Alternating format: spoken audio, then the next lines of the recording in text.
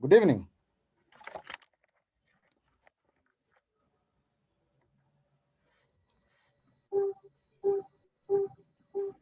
Hey, Bran. Hello, Alfred. Good evening. Good evening to you. How are you doing? I'm doing well. Hi, Mimi. Happy to see you. Happy to see you as well. Hi, Mimi.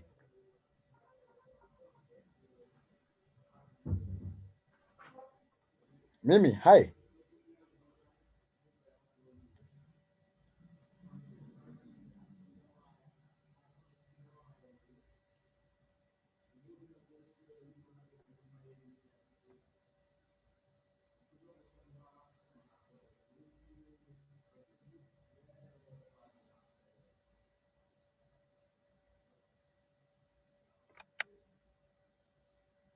Mimi, are you with us?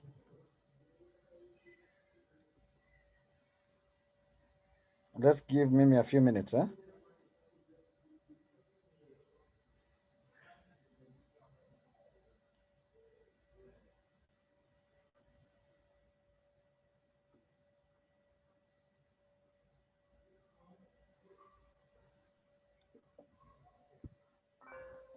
Hi, Mimi. Hi, How are you doing? tired. It's been a busy day, eh? Yeah, I've just got off a meeting. Oh, okay. Yeah. Happy new month. Happy New Month. Great. Okay, so today I want us to focus on what you call power pivots. Okay. We handled sections of Power Query. I hope you've been able to practice. I tried today Mhm. unsuccessfully. What was it that you're trying to do? So I had a report for Yes. our branches. Yes. Um, it's basically I was trying to. I think I needed to pivot a table or something, but Yes. okay. So I had to first generate the different. We have 42 branches. So I had to generate 42 reports. Uh-huh. So I was trying to see how to I don't know, to what do you call it, to put them, to merge them. Okay. Yeah, but I think somewhere in the middle of merging, I don't know, I think I got a bit confused. You have to make sure that the headers are the same. Yeah, though they all, I don't know, I think they all had so many things I needed to delete. Hmm. Like it had a lot of blank spaces in each of them. I didn't know how to format it from the first and the second. Like after the first one I was able to remove the blanks and the Uh-huh. unnecessary columns, but then now the second one Uh-huh. and onwards, I wasn't able, I didn't know how to do the same without doing Do, it do manually. do the report look the same, all of Yes, them? yes. Then instead of deleting one by one, you just Mm. merge them as they are. Then on the master one, you can delete now the unwanted columns.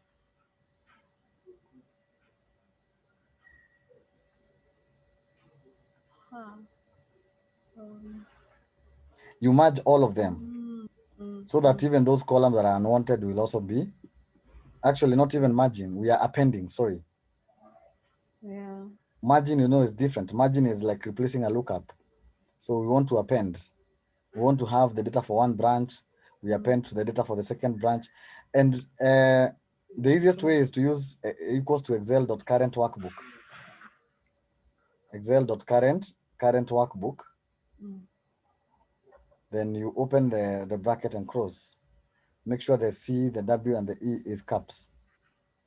Ah, okay. Or how are you appending them? I hadn't yet gotten that far. I was still trying, trying. Yeah. You just combine all of them first.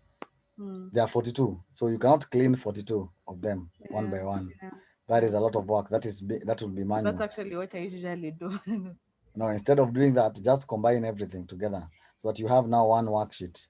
That worksheet is the one you record a query by deleting some of the columns, because once you combine, Yeah. Then you'll add more steps. You remove the columns you don't want, you filter out the blanks. Then the end product will be a complete combined workbook. Yeah, I think when I was trying to combine them, Mm. because all of them start with, okay, there's the few blanks at the top columns, I mean top rows, and Mhm. then there's that report generated by, there's some wordings for like the next 3 rows. So all of them have that. So I didn't know Mhm. how to start deleting. Okay, I thought of merging, but then I was thinking, then when I merge all of those, how would I remove? Yeah. Now you see when you merge, you'll Mm. have you'll have the first table, then also the other one will, when not merge, when you append, Yes, yes. it's consolidating. When you consolidate, Mm. the other one will come, it will start with those rows that have the unwanted data Yeah. that way. So then you'll Yeah. come to the first row, Mm-hmm. and the first thing you'll do is to remove the blanks, because you'll find some blanks. Or Yeah. if the metadata is in the first row, then that means it is not in the other rows. So if it is Mm-hmm. not in row two, no, sorry, it's not in column two, you go to Mm. column two and filter out blanks. So it will remove all that, Mm. because the metadata is in the first column. I suppose so, right? Okay. Yeah, yeah, yeah. So you Yeah. you filter out the blanks in other columns. Then Yeah. when you filter out the blanks in other column, automatically this first row, because the only data the only data is in the first column, it will also be Mm. filtered out. Mm. So it Okay. will automatically be removed. And then now you remove also the Uh-huh. unwanted columns. It's something that you'll try, eh? Yeah, yeah. That one I'll definitely try. All right. So today I want us to work with what we call power pivots. Okay. These things take practice. Once you keep practicing, then you're set to go. Yeah. I think Yeah. the initial confusion when you're on your own now is Yes, and feel free to ask questions, mm, even on WhatsApp, okay. so that we assist. We assist Yeah. where there's a problem. We make the work more easier. Mm, So we want to look at what is called the power pivot, and power pivot is what is also called data model. Okay, when we were loading our data using Power Query, we had a question that we were being asked. You are bringing a table to a new or existing worksheet. Then at the bottom there was add this to data model. Okay. So Power Pivot is what is called the data model, and it can be accessed from the data tab or Power Pivot tab. So we have two ways of accessing it, and I'll be able to show you the two ways. We have the data tab. John will be joining us later because he's in a meeting. So we can be able to access from the data tab or the Power Pivot tab. Now, the advantage of using the Power Pivot is that it has the ability to create pivot tables from multiple tables, which are stored in the model. Okay, so we have multiple tables, and these tables make our report more robust. Okay, so instead of using lookups to our main table or to our main worksheet and bringing the lookup tables in that master worksheet, we use Power Pivot to create a relationship between the data model, the data table, and other related tables. Okay, so just like Power Query, the reason as to why we use Power Pivot is that we're able to store millions of rows of data, because here we're going to deal with tables that have even 100,000 rows. Okay, and the more you store these in Excel, the slower it becomes in regards to opening.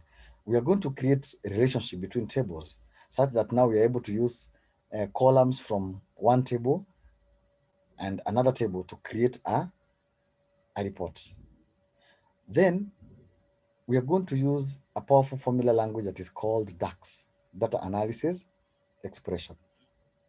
So data analysis expression, we will find out that there are some functions that are similar to Excel, but there are some that are more advanced. But these will allow us to create measures, okay, or calculations. These calculations can be used, okay, on different pivot tables. If you look at a pivot table, we are limited to 11 11 functions. Okay, sum, average, count, standard deviation, variation, around 11. But we can be able to create measures. Okay, these measures are the calculations. For example, something like sum if, count rows. Okay, we'll see things like calculate, things have functions like divide. Okay, these DAX formulas, once we use them, we can be able to reuse them on multiple. We just write them once. Then now, once we write them once, we can be able to reuse them on multiple pivot tables. Okay, so they become more robust. So now, without much further ado, let's. You've seen my email? Yes. Yeah. Download the Z. Yes. What about you, Brian? I've also seen the email and I've downloaded. Yeah, download, put it in a folder, and unzip, extract in a specific folder. You've already done that? I hope so. Yeah. All right. So now, when you come to open a blank Excel workbook,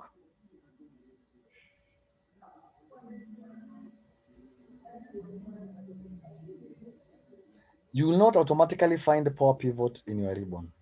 So you need to come to File, Options, File, Options,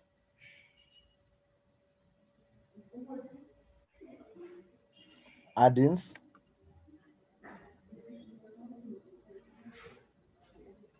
File, Option, Add-ins,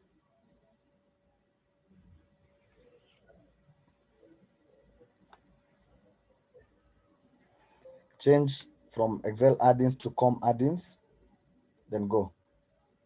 Make sure you select these three: Power Map, Power Pivot, Power View. Then click OK. Mine are already selected, so I'll just click OK, and I'll find that I have my Power Pivot here. Do you have your Power Pivot? Yes.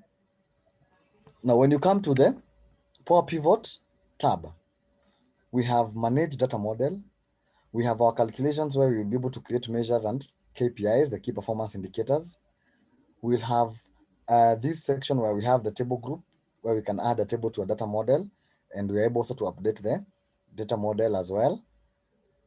We have a group that has the relationships and settings. Our data model can also be accessed in the data tab. Under data tools, we have manage data model. So either of these two, if I click on manage data model, okay, just click on manage data model. If I click manage data model from here or from the Power Pivot window, it will open for me Power Pivot, or from the Power Pivot tab, it will open for me the Power Pivot window. Just double click.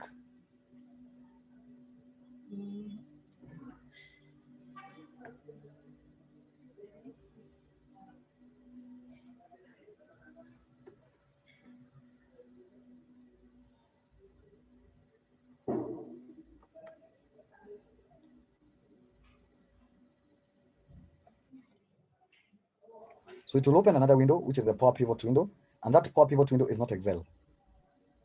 Okay, though it may look like a spreadsheet, we're not going to be dealing with individual cells. Have you opened, Mimi? Yes. Okay, let me give mine a few minutes.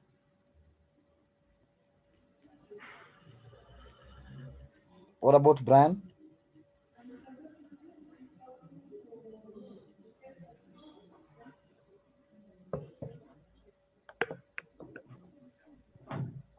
Hello, Alfred. Yes. I'm still putting my power pivot on the ribbon there. Okay. I've got two choices. I go after the Shane or Sunny direct, and I.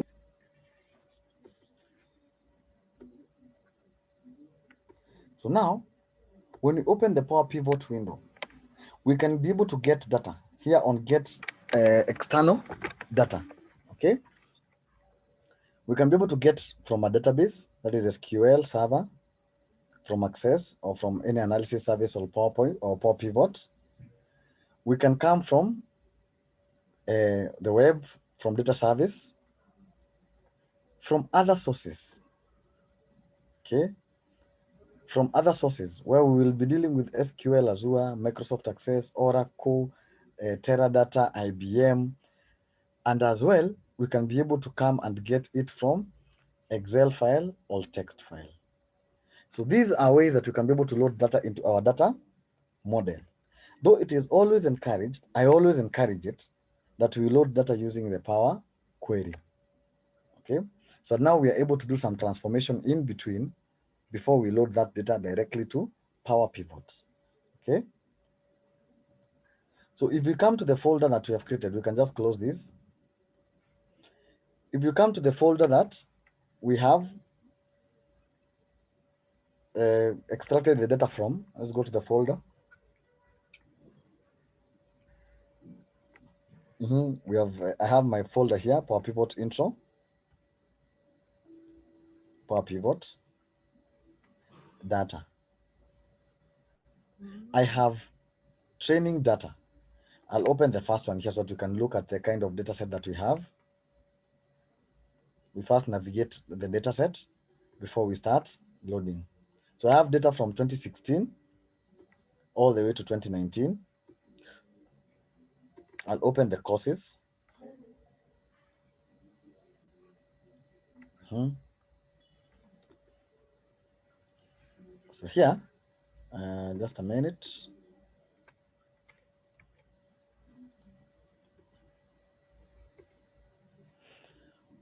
Okay. Pardon? You've opened 2016? Yes. Okay.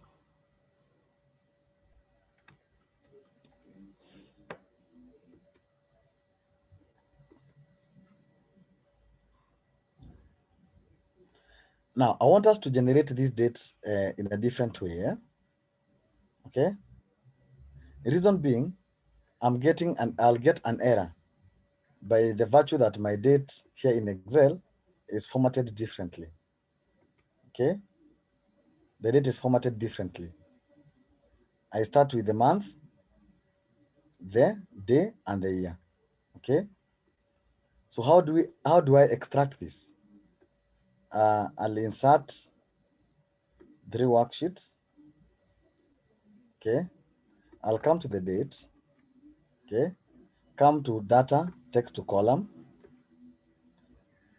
If yours, just check how is the format of the date from your end.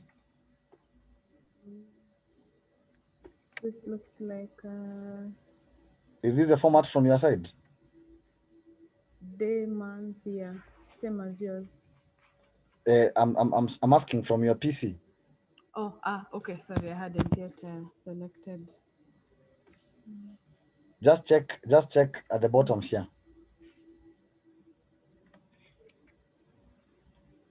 Just check at the bottom, or you can just do equals to today. Just on the side here, equals to today. Equals to today. Check this. Mine is month, month, day, year. Mine is fine. Mine is day, month, year. Day, month, year. Great. Okay. Next, finish. Let me just sort these out. Okay.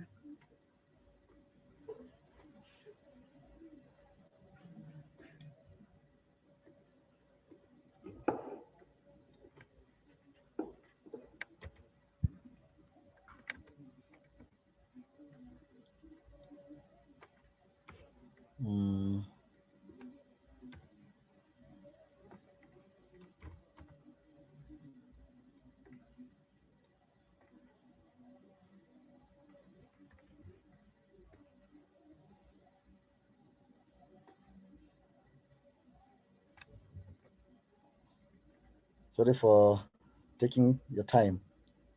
I should have noticed this and sorted it out earlier, but at least we are able to learn If you Yeah. encounter such Yeah. such a mistake, what to do? Okay. So I've sorted the 2016 one. Yes, I want it to be comma separated variables, and proceed to close that.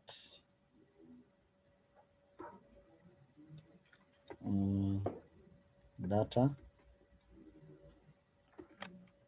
I can open all. Okay. Brian, are yours the same as mine? That is, are your formats okay? Is your format okay? Yeah, my format is okay. It's the same as Mimi's. The day, month, and year. All right. So what I'm trying to do here, I'm separating this text to column, okay? Data text to column, okay? Then I'm using a delimiter, which is this slash. Then I can finish from there. Then I need to select this and first convert this to general, okay? Then I want to use a function equals to date, okay? The date requires the year, requires the month, and requires the day. So these will fix my, say, then I can copy and paste as values. I get rid of this. I do not need this. I convert this to a date. Control save. I want to keep this as a comma separated variable, and that is sorted. Save. Yes. So then I also do the same for the 2017. Insert. So when you learn some of these skills, they assist you so much in sorting out some kind of mess that you encounter yourself in, that you may find yourself in. Another thing, when you prepare template, it becomes easier. Okay, it becomes easier. Sorry, it becomes easier for you to be able to control, like the data validation, to control what is supposed to be entered as a date, because now dates are very technical. This would have given us an error when we are computing, when you go to the pivot table, because our Excel will not recognize this as a date. It will recognize this as what we call a general number. And no matter how much we try to convert it to a date, we are in a crisis. So the only alternative we would have done is to be very manual.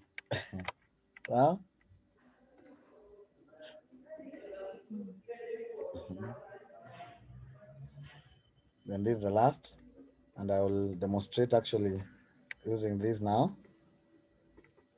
Okay.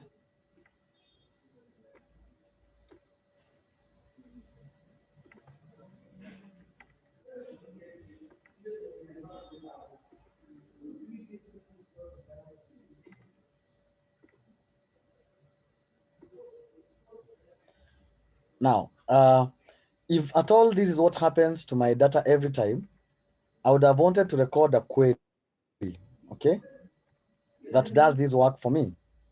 So, a query that will do this work for me, if that is what happens on a day-to-day basis.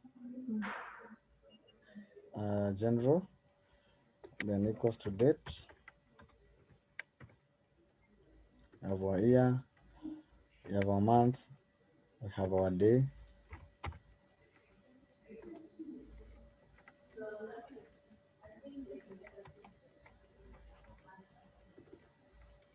Control copy, paste as values. Date. That is done.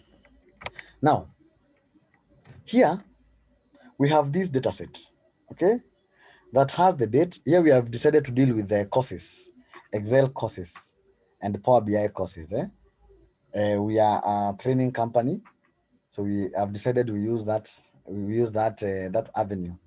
So we have our dates, we have courses, we have venues and people that attended that training. Okay, this is the main data. So we have data all the way from 2016 to 2019. That's how that is the data that is stored in our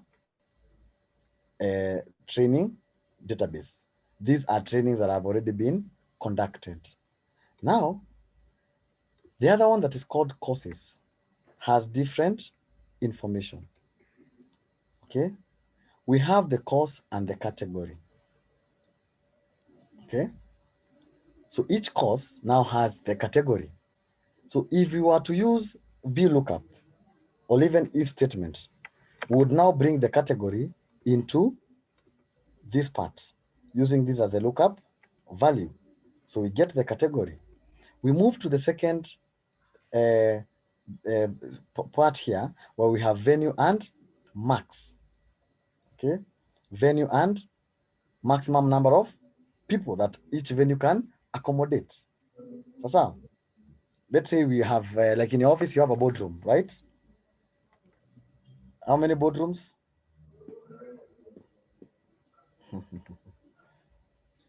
Umesahau?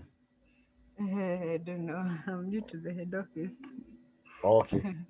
All right. Let's say now you have like two boardrooms. You have a bigger one that can accommodate 10, 12 people, and a smaller one that can accommodate a smaller group of 8 people. So, and even maybe another one that can accommodate 4 people. So in each of these venues, we have the maximum number of people that can be accommodated. So now when we come to our, especially now with the COVID, when we come now to our main data set here, we want to see if the number of attendees surpassed the maximum number, so that we know if we were full capacity or we had social distancing, such kind of information. So again, we will do a lookup. Then on the dates, hapa kwa dates, okay. I'll also do this again because I believe there's an error here. Just excuse me for a minute. Insert data text column. All right, finish equals to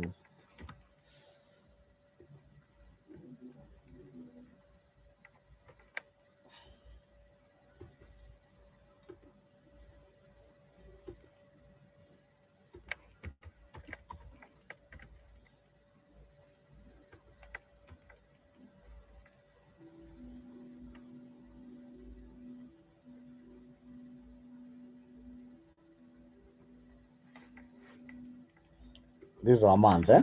It seems so. And this is our year.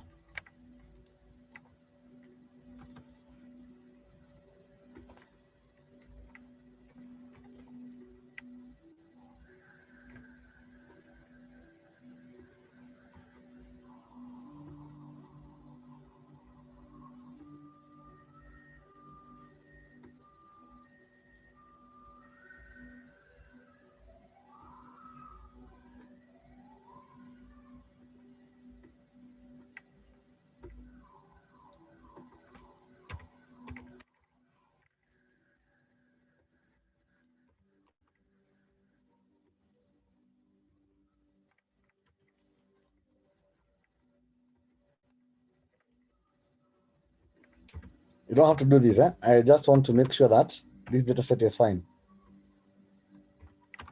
So,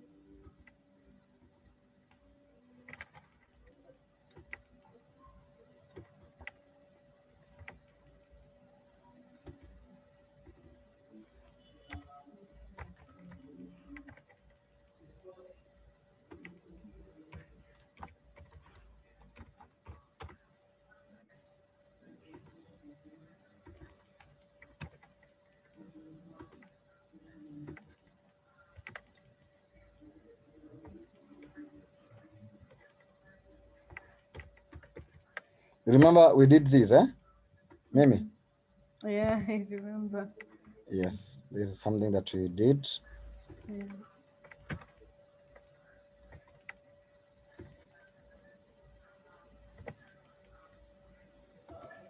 I think at work there's something I saw today, a date Yes. I needed to convert.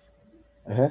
I think maybe I don't know whether I can use something like this. I think I'll try. Yeah. Try So that it. it was written out Tuesday Uh-huh. 13th, for example, February 2021. Okay. That you can use this, or you can also come and change the format.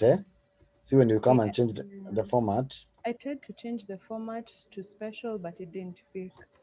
or just separate text to column, separate it. Yeah.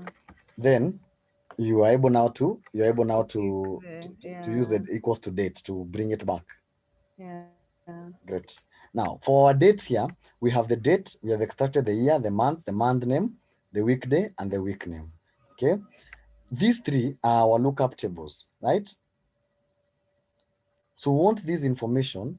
We have three tables: this table, this table, and this table. Okay. We want to be, and all these tables have a name. We have calendar, which refers to this. We have venues, which refer to this. We have courses, which refer to this. So we can go ahead and even close this, okay, since we have already saved that work. When we close that, we want to load all these into Power Query, okay? Load them to the model, pick the other three tables, load them to the model, then manage our model. Timam? Okay, let's now go to the blank Excel workbook. I can save this as so that I do not lose my work.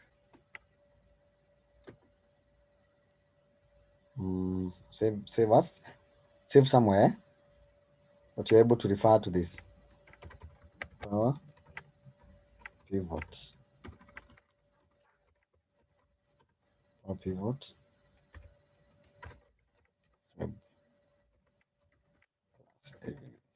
I'm just giving it a unique name. Document training request. Save. Good. Now we want to come to data, new query from file. But since we want to load training data from 2016 to 2019, we want to load from folder. I'll show you why when we are loading from folder. Pardon? So from folder.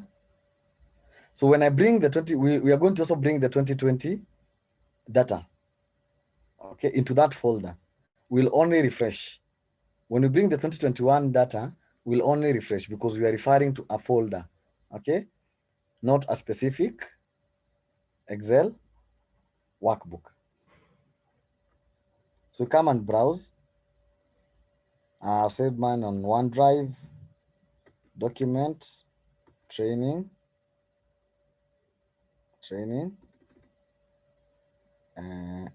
inquest on the sales, for pivot intro, data. Then, okay.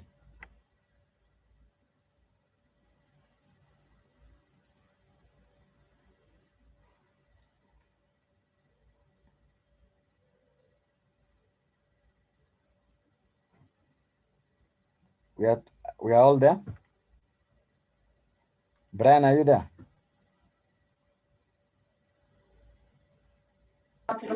Yes, Alfred, I'm following. Mimi? Yes, I'm there. Okay. So we have our CSV. The extension is CSV. It's not XLS. Okay. I want to edit. In some version, you'll find this as transform. Click edit, click on edit.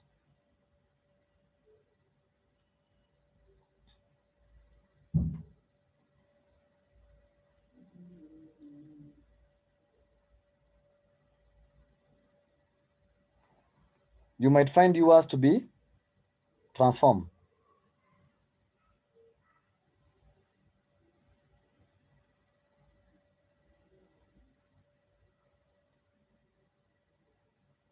We have that. If you have that, thumbs up.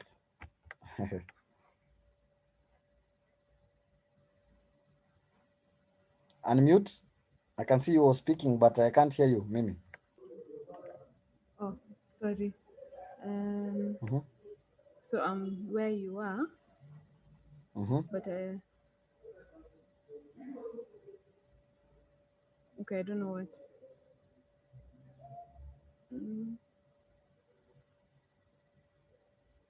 Okay, I think I just missed what you did. Sorry. No problem. So we are coming to the new query from Yeah. file, from folder. Then we browse there. I browse my PC to where I've saved this.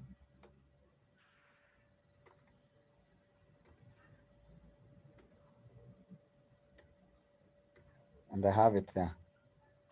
Then okay. So in this point, I said you edit. In another version, you'll find this as transform. I think mine didn't have that.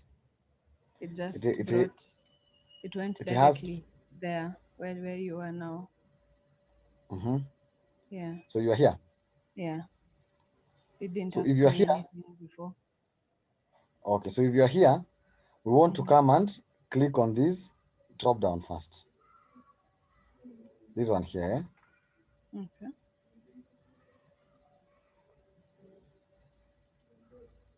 So we want to combine. So for the 42 branches, you see this process we are using? Yeah. I Use the can same use it. process. Yeah. Yes. So we have the first, just it will give us how it will look like. Just click OK. Then we'll be able now to expand. So if you come here and check your date, we'll have 2016. Actually, that is not even the best part to check. When we check here, we'll have 2016, 2017, 2018, and 2019. So you'll have all your 42 branches here combined, and now you can be able to change the data type. So first thing, we do not want this. We do not want this column. So we remove this column. Okay. We do not want that column. We also do not want this column. So we remove this. And we also remove this. Because what we wanted was date, course, venue, and attendees. Then I want us to come and change this from small d to data, like that, capital D, data. Change the name on the properties to data. Then we can, you see, from where we have transform file, sample query, all these are queries, these are steps that have been automatically applied when we loaded this data. So we just minimize that. We minimize that. We are left with, Yeah. pardon? I think mine looks a bit different. How does yours look like? You can share your screen. Okay. Let me stop sharing for a moment.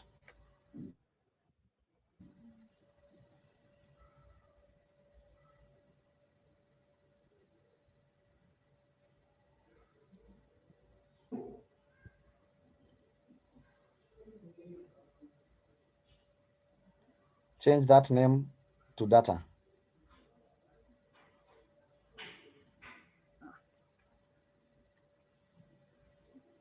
Enter. Okay. I can now proceed to share. Oh, okay.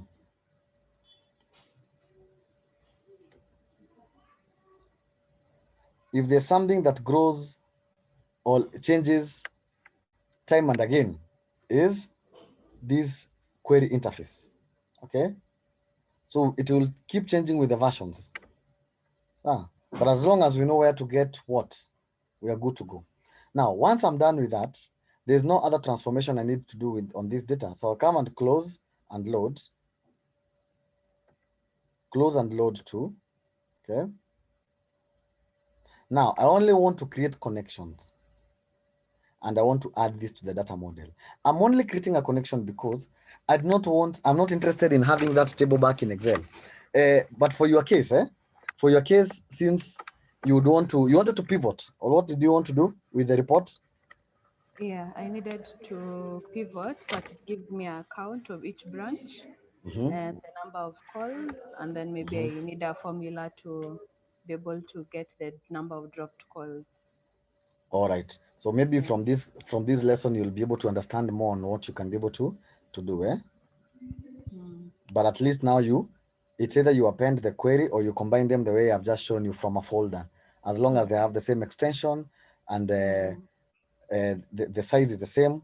Pale tunajua headers, if it is the date, the branch, zitakuja hapo, So then you just combine them. Then you start cleaning. You remove those columns that you want to remove on one worksheet, one combined worksheet. So we want to load this as a connection only and add this to the data model and load.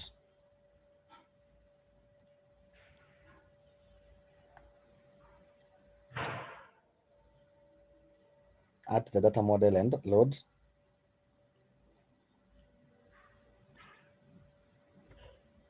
So I can proceed to minimize this.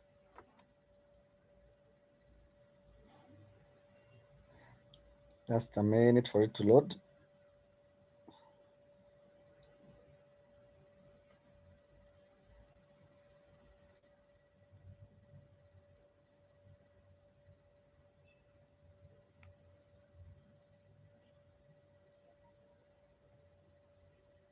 I think mine has loaded. Yes, 3214 rows loaded. Have you loaded 3214? 3217. Then it's written 3 errors. Sure. I want to see. I know there's why there are errors. It's because of the null.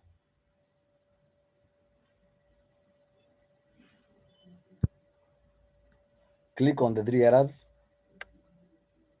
Double click on that. Let me see. Move. Okay. Let me see. Row number, date, course. So we have row number 6. Let me see. 649. Just a minute. 649, 1483, and 2394. Go back to Excel. I close. Yeah.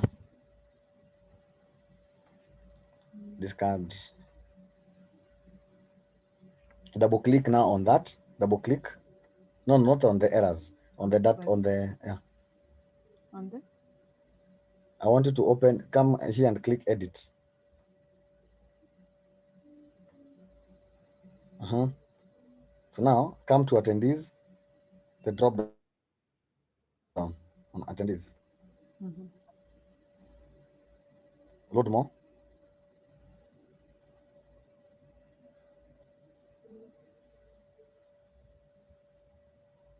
There's an issue with data format. Click OK.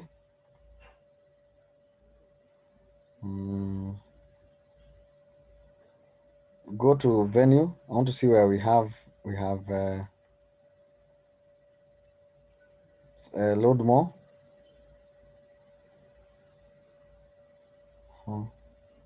That's fine. Cancel. Courses. I'm looking for the null. Go to the dates. I think we have an issue where we have the date. Date. Go to transform.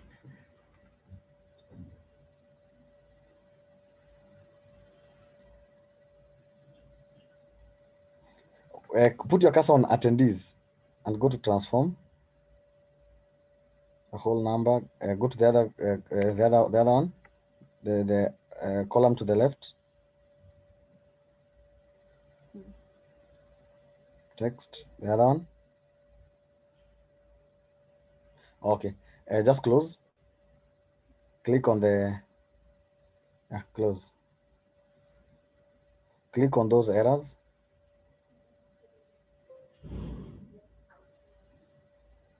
Then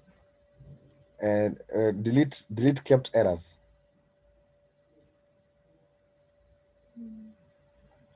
There, kept errors on the steps. Ah, okay.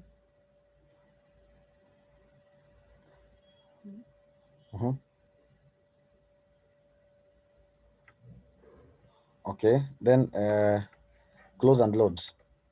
Okay. No, close and load.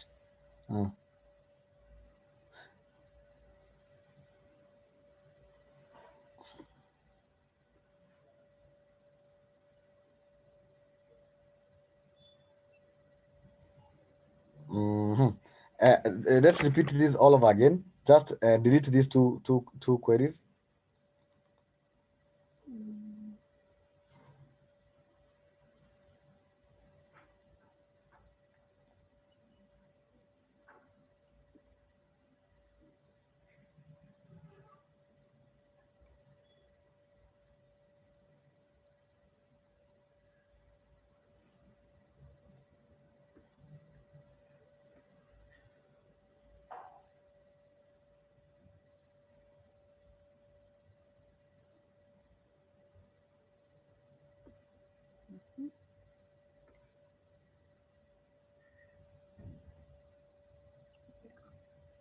Okay. From here. Content. I remember. Content. Content. The first column. Ah, yes. We had. What did we do? That's fine. Change the name to data.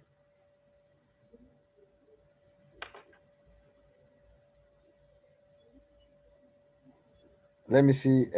Come to date. I want to see something there. Click on the drop down. We check if we have any null. Come to the course.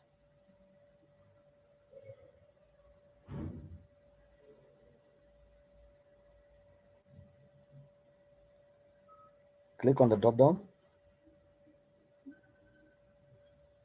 Fine. Check the venue and the attendees as well. Attendees. Okay, close and load.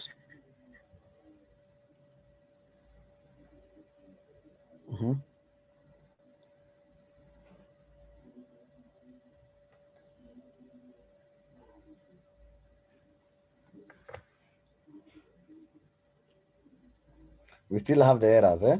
We are getting the errors in row 649, 414, 73. 80.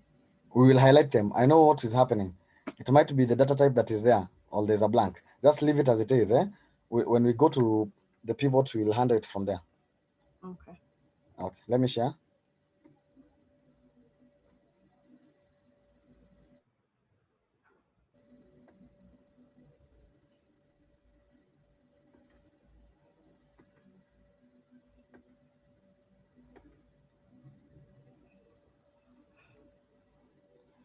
Okay. Now, let me change the appearance of this. Just a minute.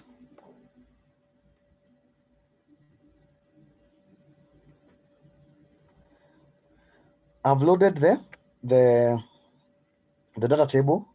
Now I need to come to the new query and now load from file, which is from a workbook. Okay. From a workbook.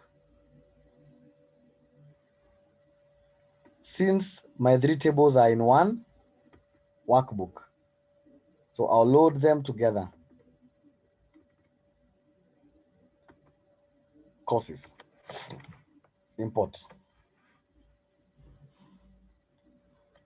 Import the courses.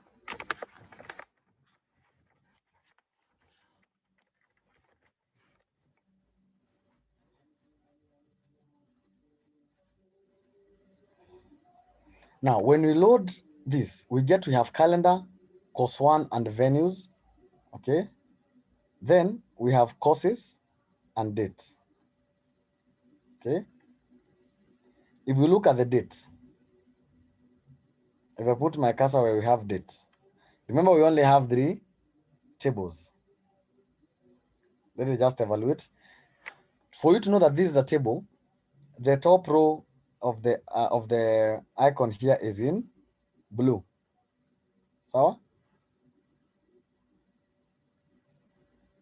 So this is the same as what is on calendar.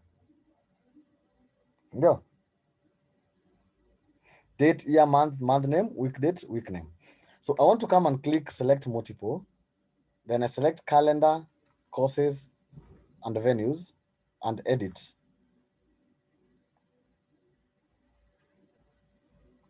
So I'm loading these 3 together on one go.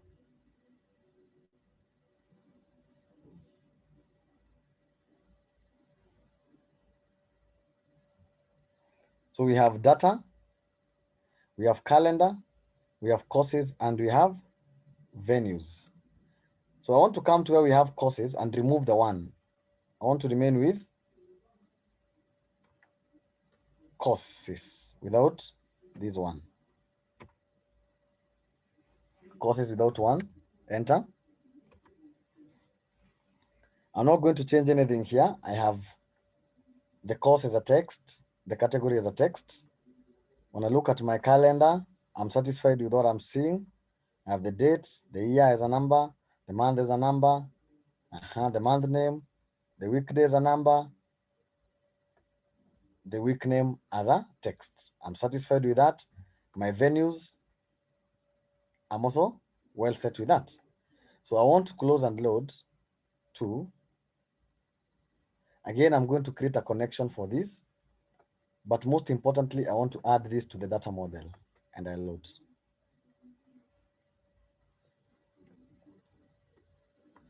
So I've loaded 1461 rows for the calendar, 12 rows and 4 rows for the venue, 12 rows for the courses, and 4 rows for the venue. Do you all have that? Brian, you have that? Mimi, you have that? Yes, I do. Great. So now I want us to come and insert a pivot table. Come and insert a pivot table.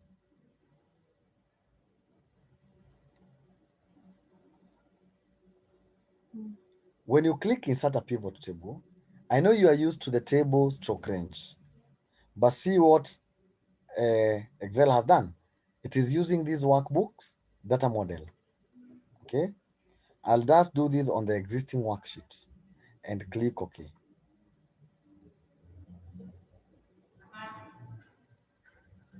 I can just close that workbook query there.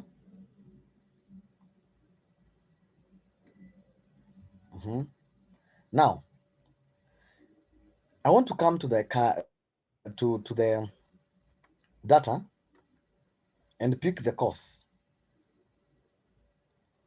Actually, I'll pick the course from, just wait a minute. I want to pick the courses from the courses here. Okay.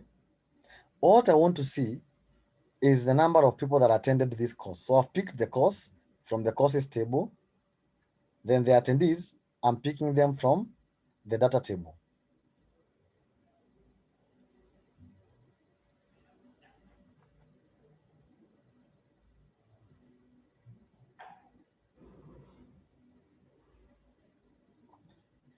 If you look at this number we have here, okay, this number is uniform, and we are being told to auto-detect a relationship. We have to have a relationship between these tables. Excuse me. So we do not have a relationship yet on our tables. So we need now to create a relationship. Same way as looking at coming to the year, getting our year and bringing it there. we are also getting the same uniform number, meaning Excel is trying to look for, the pivot table is trying to look for the relationship between these tables, but it can't find any relationship that has been built. So we undo this.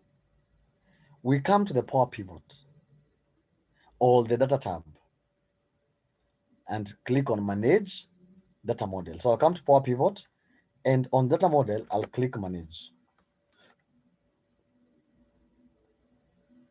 Manage. So when I click Manage, I'm able to see that my data model now is no longer blank. How exciting is this? Had you selected anything before? No. I've automatically gone to Manage. I have loaded these to data model already, right? Using the query. So just manage the data model. I don't know why mine are blank. Did you make sure you clicked add to data model? Yes, for all of them. It should not be blank. Let me see your screen.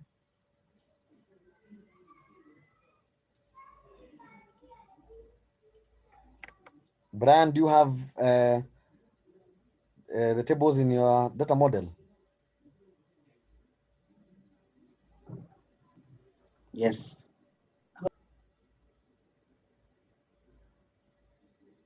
Manage.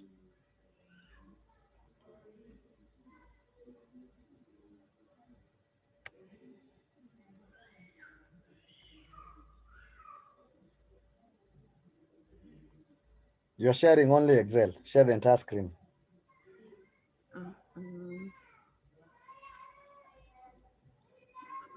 Let me see how.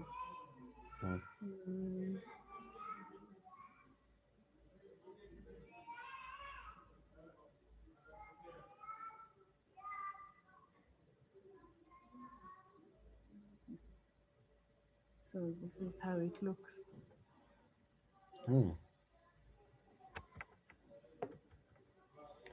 Close that. Come and click Update All. Because I can see you already have a model. Do this, undo this. I want you to delete this pivot table. Just click on this pivot. This part where it's written pivot table. That part. Then control you can delete, or just select that entire section and delete. I need you to copy. Okay, do it. I've never deleted that pivot table before. What you are doing is right. From A1. No. Yeah, delete. Okay, go to insert. Delete this. Actually, delete column A to C.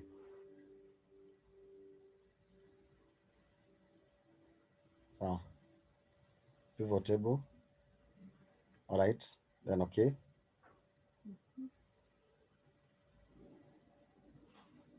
Now go to Power Pivot.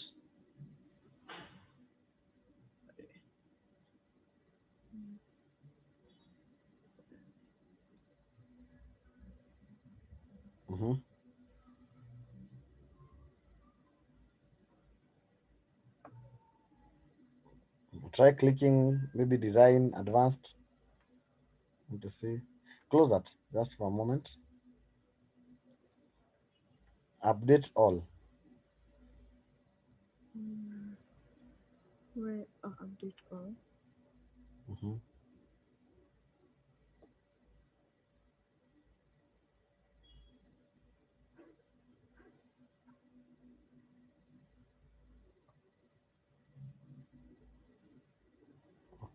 Okay. Your version is a bit different, eh? Click OK. Let me see. I'll be able to mitigate this.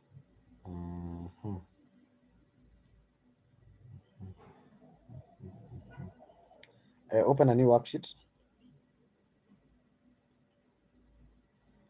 go to data, show queries.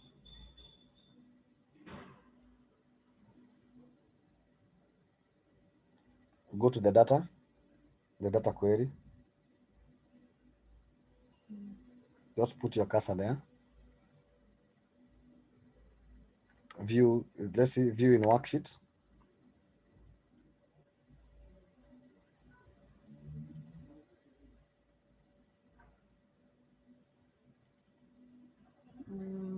I don't know. I'm selecting. Delete all this. Delete all this. Let's load them as tables here.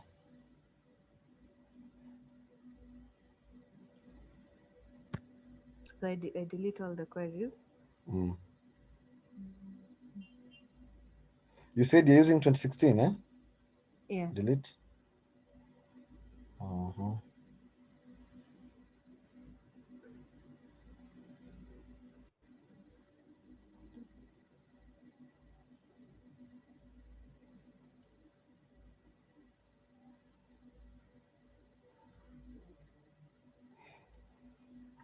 Start all over again. Let's load them as, we will load them as now at least this time it will be fast. We will load them with data as tables. So new query, folder.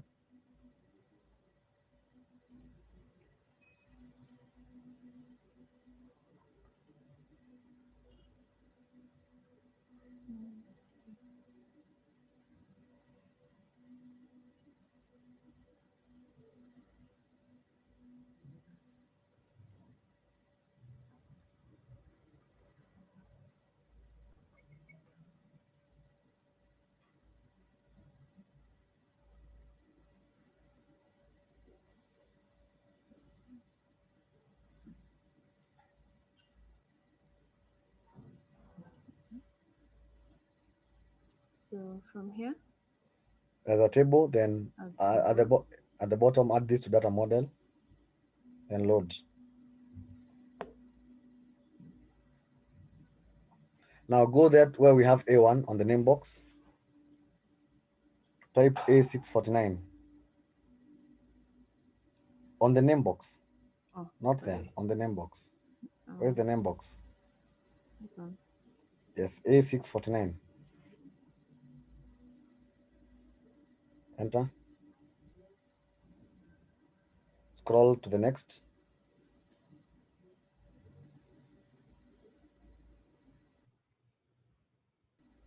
Now scroll to the next 650. 650. Next, yeah, that point. Put your cursor there. Now I want you to put your cursor on every cell. There's something I want to check. Make sure you're on Home tab, Home tab. Click on Home tab. Go to the next one on the course. No, the course on that row. Yes, okay. That's fine. That's fine. Then just wait. Minimize. No, still on the row on 650. Hampton.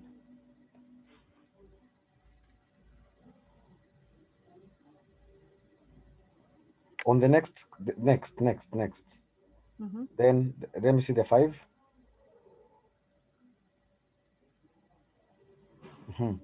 Click on the 5 that is on 649 above. Okay. Click on these 3 errors. Let's first handle the errors.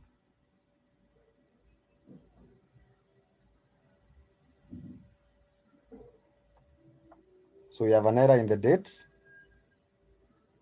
and in the attendee. That is in row number 649, 1483. I've labeled them 2930, 2394. Close. Let's see the date. Let's handle the date.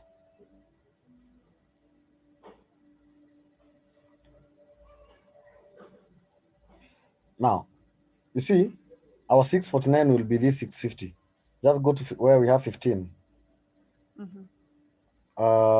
Let's see that date. Type that date manually.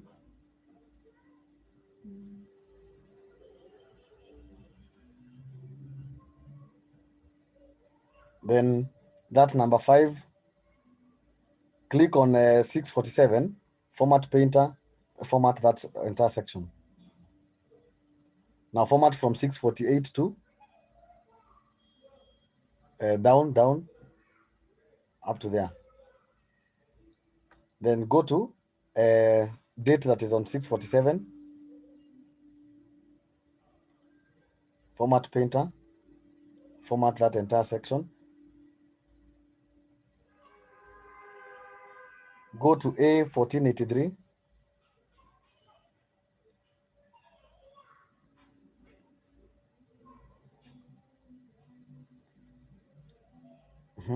So from 1480, select that 1480. Select that entire the entire row. Select the entire row first. Not that way. From the date, not that entire row. The row that have data. Now you see when you're dealing with big data, and don't normalize not copying the entire row and the entire column. Those nulls will bring some issues. Come to format painter. Then now format up to around 1495. You're formatting across, then down. Okay. Then go to 2394.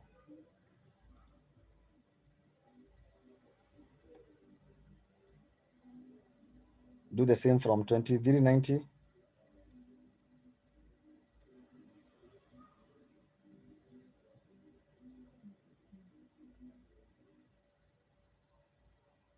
Come and refresh the data.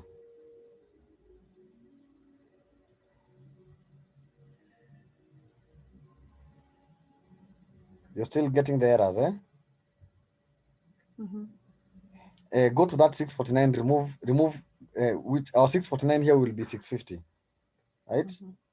Yes. Remove that row, delete.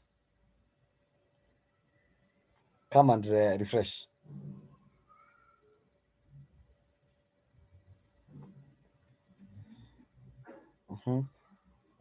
Undo.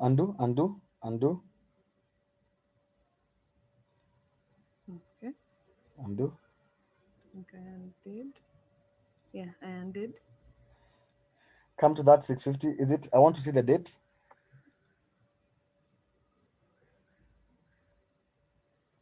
The date is for 2017, Yes. Let me see. The date is 15. Just wait. It is 15th, 11, 2017. Go to 1483. Let's get the date. 1483. Okay. So go to the next one, 1484. It is 0309 2017. Go to 2394.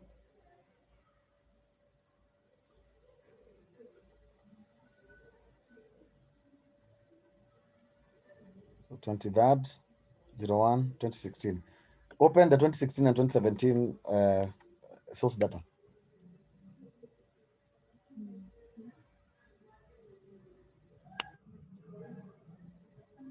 Now for 2016, look for 23rd. Control find 23rd /01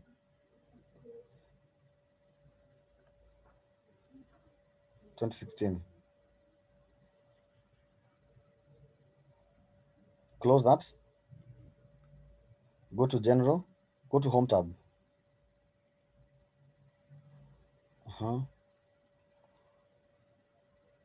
Remove that.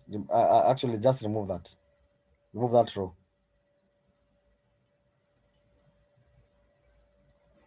Control S. Yes. Go to the query. Let's see if it is working.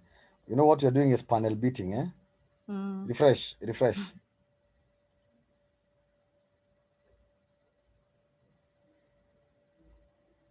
We're still getting the 3 errors. Refresh once again.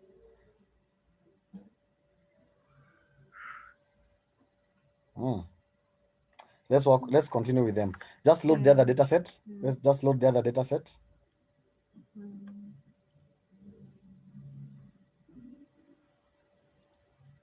Oh, sorry. New query from file.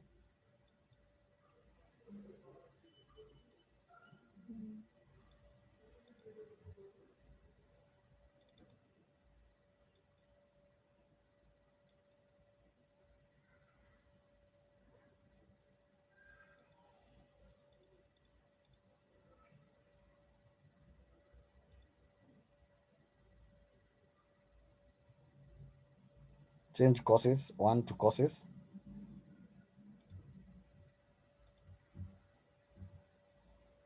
Close and load. Close 2. and load.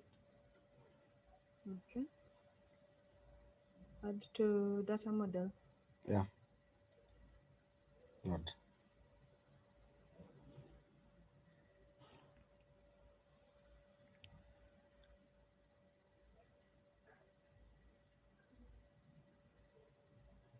Rename them down here. Have data. Where's the data? That one is a venue. Rename that to venue.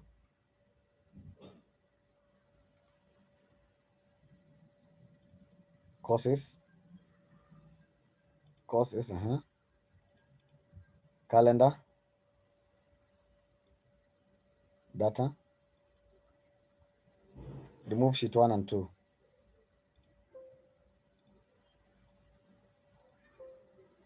Control S to save. Go to Power Pivot. Manage. Okay, let's now load this differently. Close that. Now on the first table, click on that data table. Add this to the data model.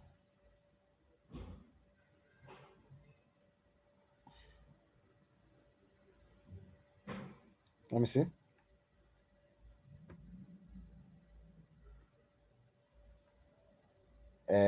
Just close that. Say okay.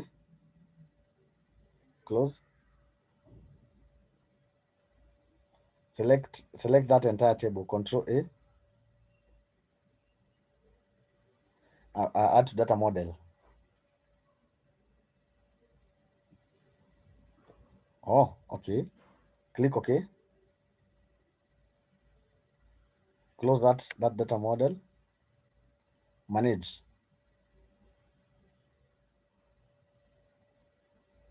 So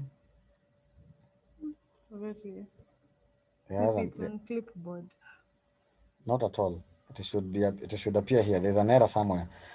Just close that. Let's see if when we add the venue, go to the venue. Add to data model.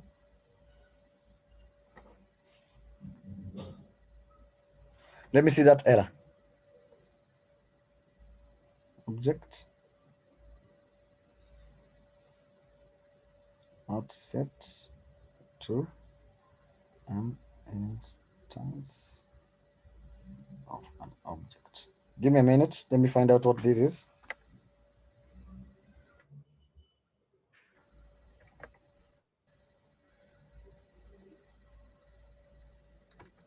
Just leave it as it is, eh? Every day is a learning day. I'm wondering whether this is a cracked version of 2016. Is that an office PC? Yeah, it is. But I tried with the one I have at home, and it looked the same. Like it didn't have the same things that the other one didn't have. It had the same things. No, yeah, there were some things we weren't able to do, some features. Yes. So I went home and tried, and it was the same. I still didn't have the features. And the one at home is also 2016. You see, even 2016 has different versions, eh? Let me check how that error is. Control save your file in the meantime. Then close the entire Excel and open that workbook again. Okay. I'll need to Exit. Yes, exit. As I find out why, because we cannot proceed without having handled that.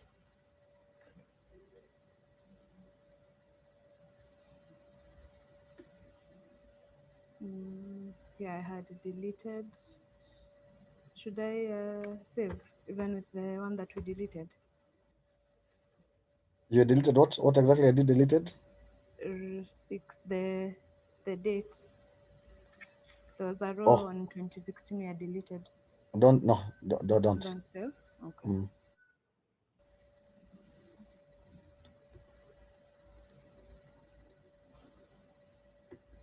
Objects.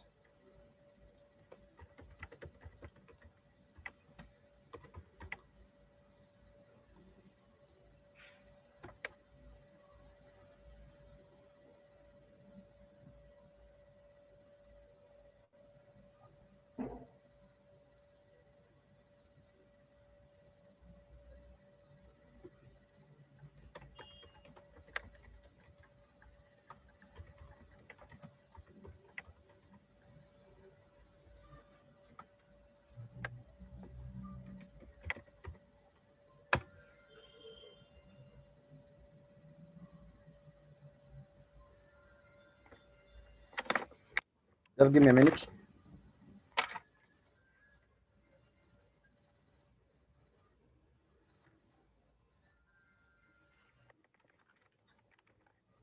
Kevo, ndete.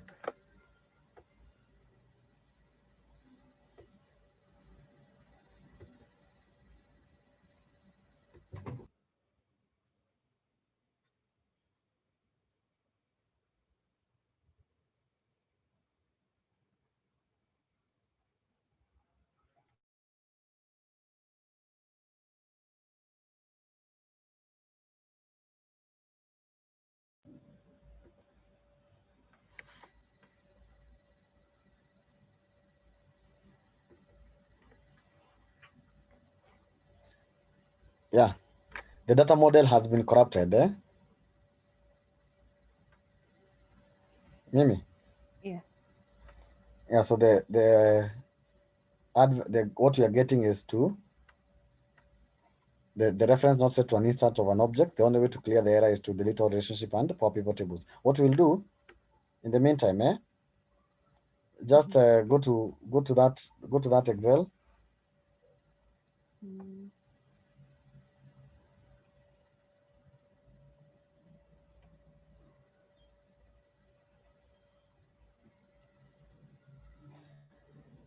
We don't have an error for 2018 and 2019. Let's load only those two.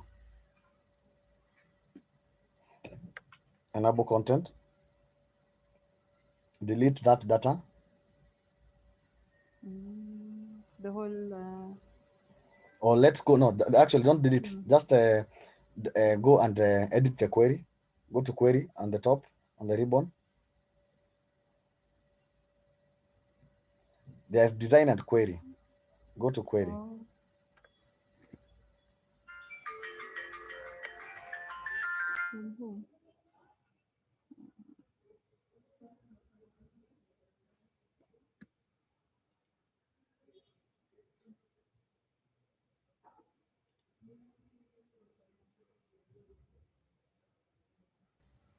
Edit.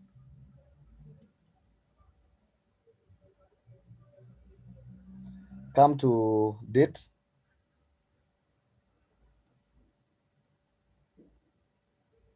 Now, what I want us to do. Hey, there are too many. There are too many. Do these. Have another column. Add a column on the ribbon. Add column. Go to the dates where we have on the right. We have form. Yeah. Let's see the month and they're inactive. Put your cursor on the dates. Put your cursor on the dates column. Then go to dates. Bring the month or the year. Click the year. Then come to that column that has the year. remove load more.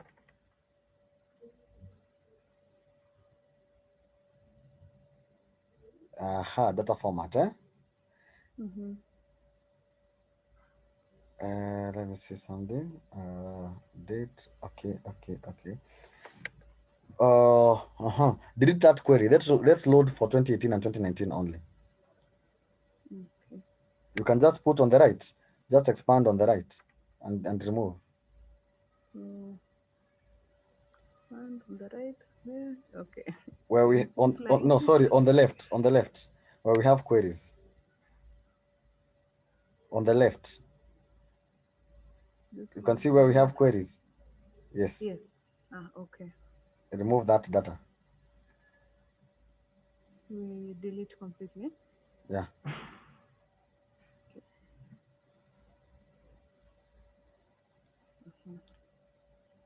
Go to, you can close and load. Home, close and load. Then now come to data. Remove that. Yeah, remove that.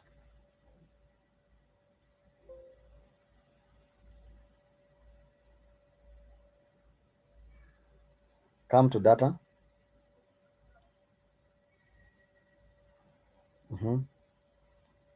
From the folder, select the folder.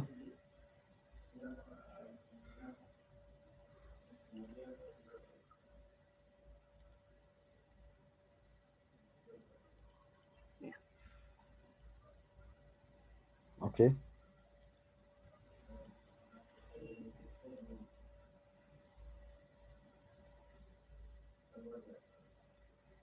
Now, on the name, remove 2016 and 2017 before you expand.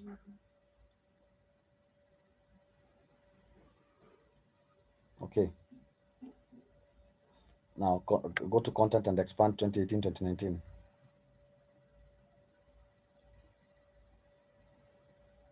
Call it data.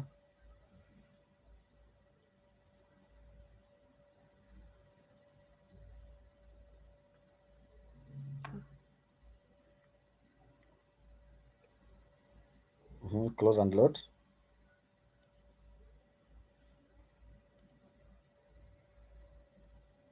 Add this to data model and load.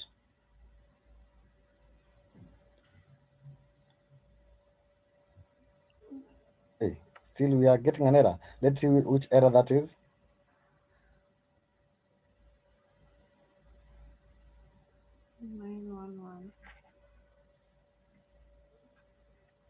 Now you see what is happening with the dates. The dates are mixed up. That's why we are getting this error. So we need, you see what I figured, what I worked with, what I did with the dates. The dates are mixed up. So we need to sort out the dates. Yeah, just sort out the dates. Okay.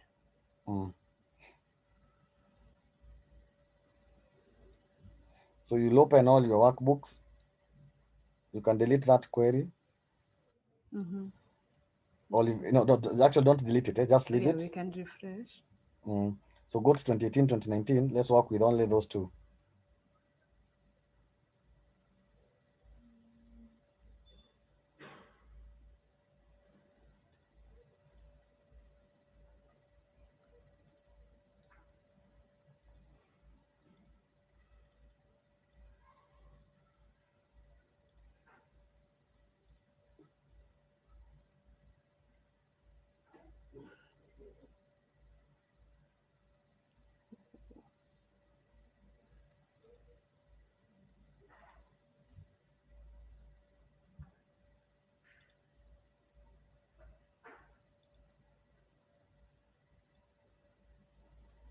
Select first. Select those 3 columns. Convert them to general. I think they're all on. Okay.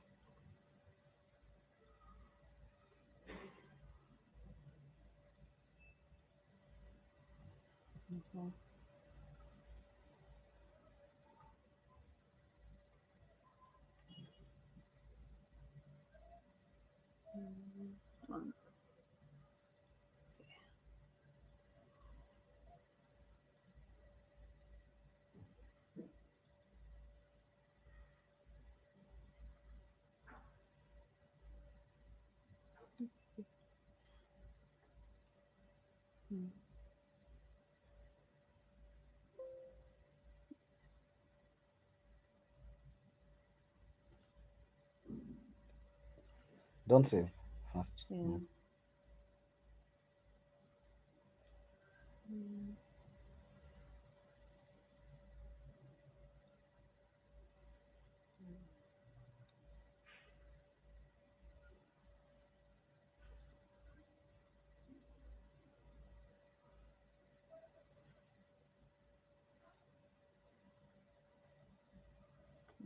Now you can save.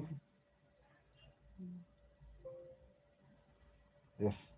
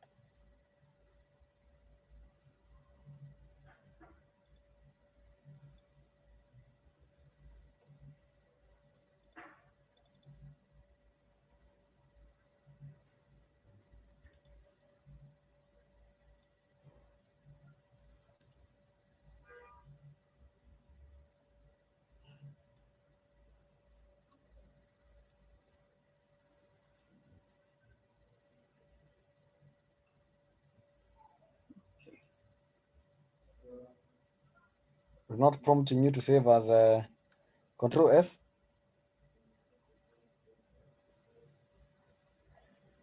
Yeah. Okay. Go to the query.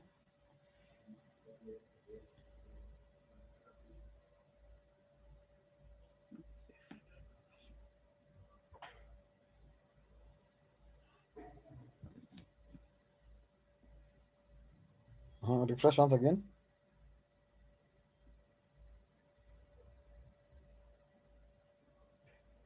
Come to that error.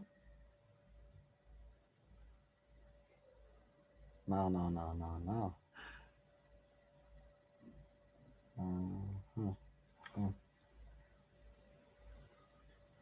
Go to where the date is, eh?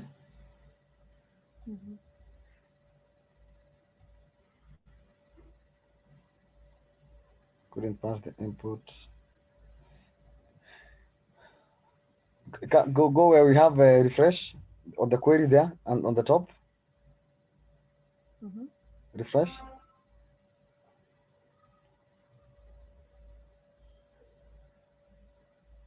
So row 911 is from which data? Let's see. Close and load.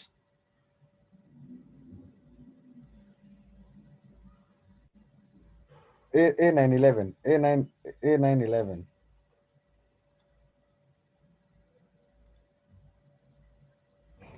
Double click on the data. No, on the query. On the query. Edit.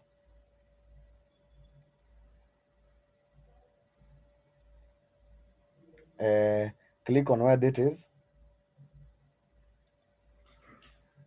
Then go to add column.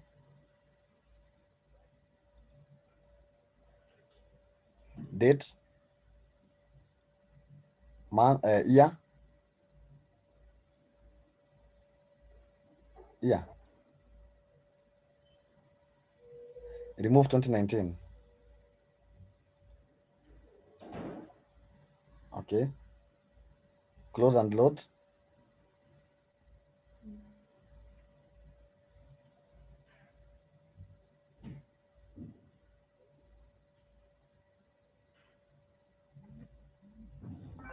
Now just load what you do, so that we do not waste this much time. Just load 2018 data. I hope this time it will not give us an error.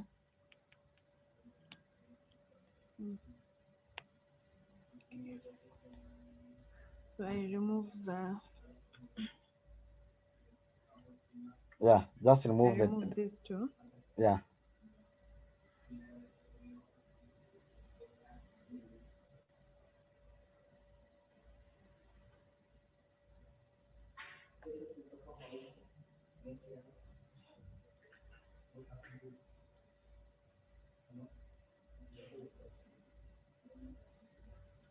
Okay.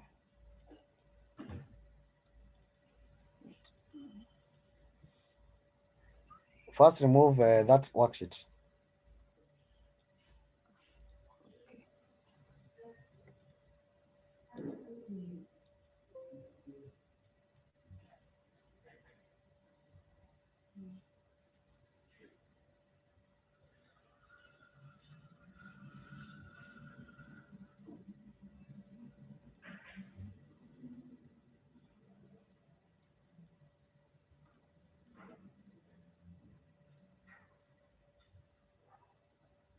Mm. Just a minute, sorry. Mm.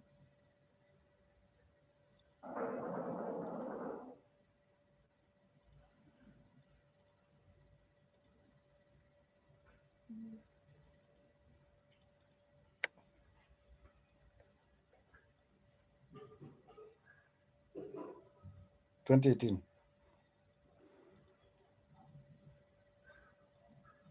Ikataa hii sasa, sijui tutaifanya namna gani. You can leave it as training 2018. Close and load. Close and load too. Oh my. Sorry. At least that does not have an error, which is a good thing. There's no error on the file. Brian, you're with us? Ama ulipotea? Nico, I'm following. We need to sort this out because we cannot proceed. If we do not get the data model, then I'll just be speaking to myself.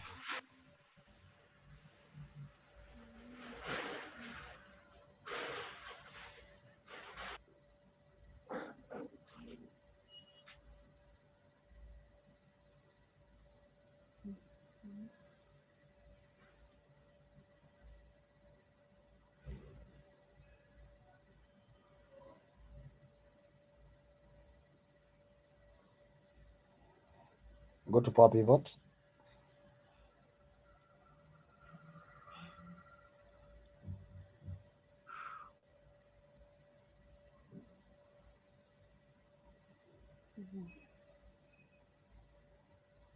We're still getting an error.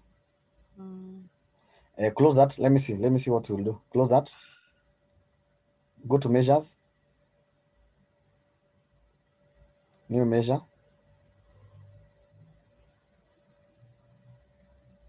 Click OK.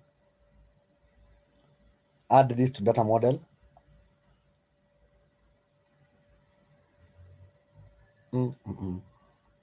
There's a problem with your PC. You can get another PC when you come from the break we use. Yeah. Let me Just try. Yeah, just get another PC. Let's take a we take a 10 minutes break, eh? Okay. So it's now 6:35. So 6:45 we get back. Okay. So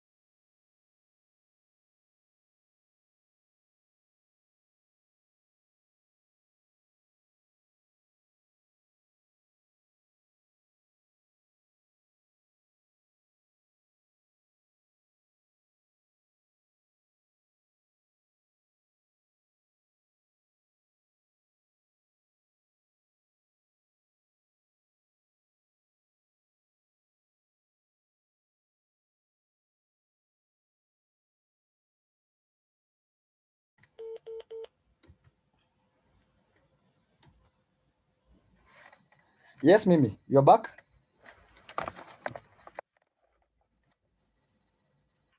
Hello.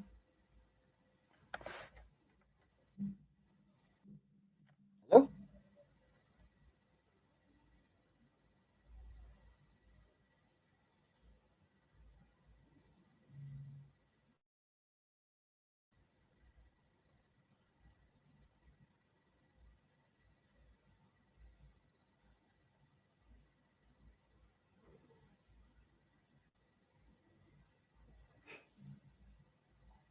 Mimi.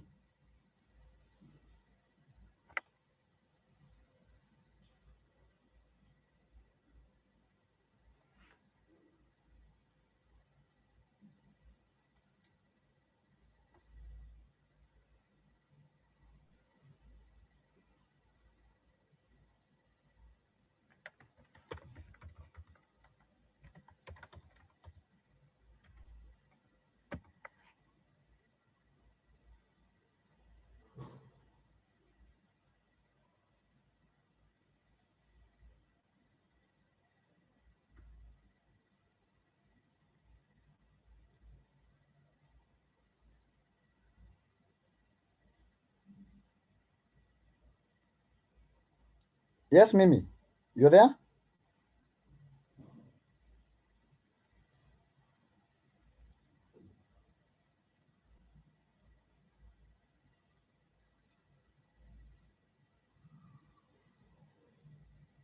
Unmute. Unmute. Oh, sorry. Yes, I've just logged into a different machine. Okay. So it's working well. So the data is in which machine now? I was, it was a process.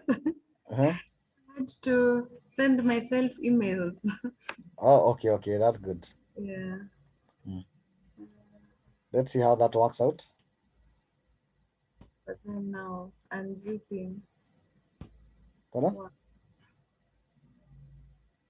I don't know how to unzip. Yeah. Share your screen. Okay.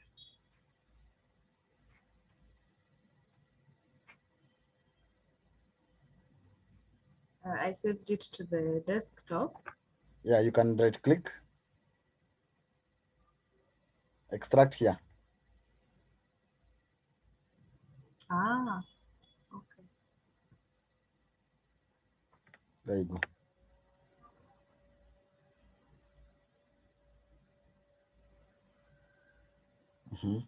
Okay. So open Excel now.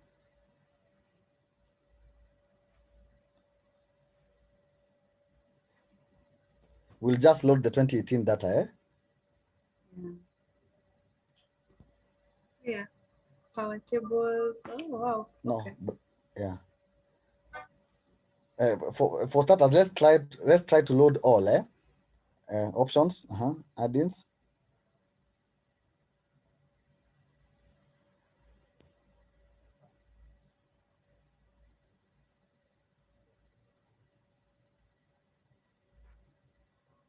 Perfect. Data.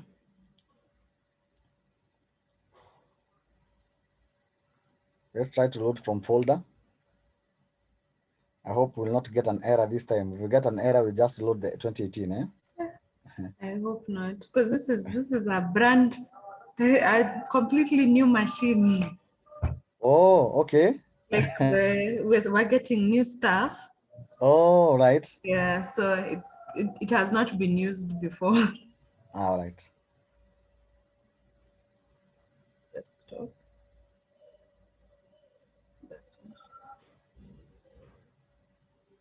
This has even made you practice more. I can see you're clicking like like the pro you are. All right. All right. Just be. Data, call it data. It was here. Mm.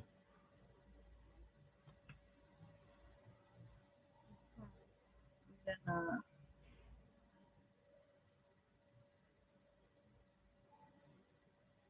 Close and load.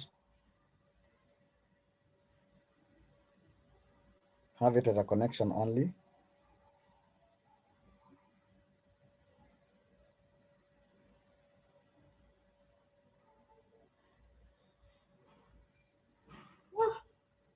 Okay.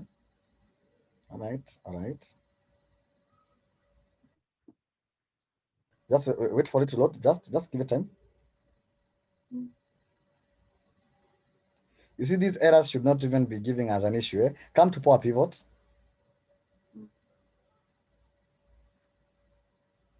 Manage.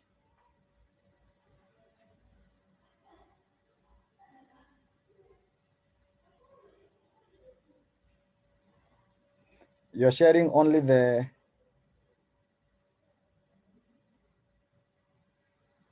perfect. This will work for us. So load the other three as connections. Can I minimize this one?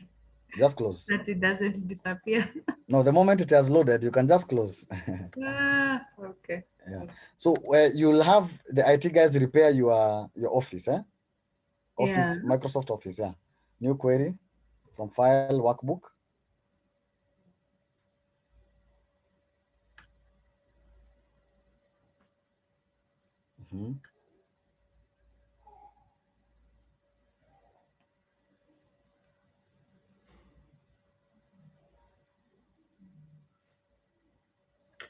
Edit. That should be course 1. I forgot to remove. This is a very fast machine. You should have started with this. Close and load too.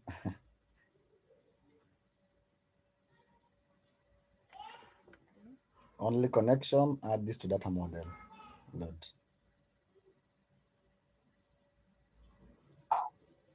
Okay. Go to Power Pivot. Manage. Perfect. Let me now share my screen. Okay. Yes.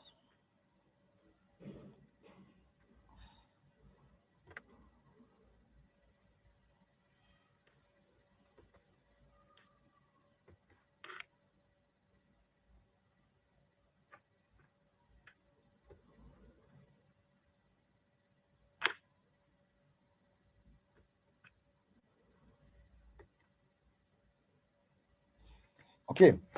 Now, when we go to the pivot table, we have been asked to create a relationship for these tables, right? Sasa, are we together? Yes. Now, we have loaded all our tables. We have the data table, we have the calendar, okay? We have the courses, and we have the venues, okay?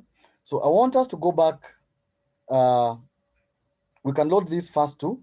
Come and load this to pivot table. Just a minute. Let me come and load this to pivot table from here. Pivot table.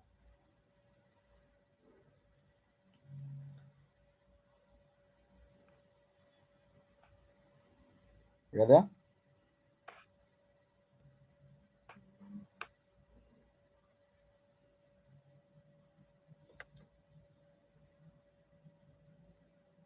Now, you will notice that when I come, okay, just a minute. I think it has opened twice. Let me close that. All right, all right, all right. What's happening? Just a moment, huh? Oh, I already had a pivot table. I already had a pivot table. Just let me do it and do it.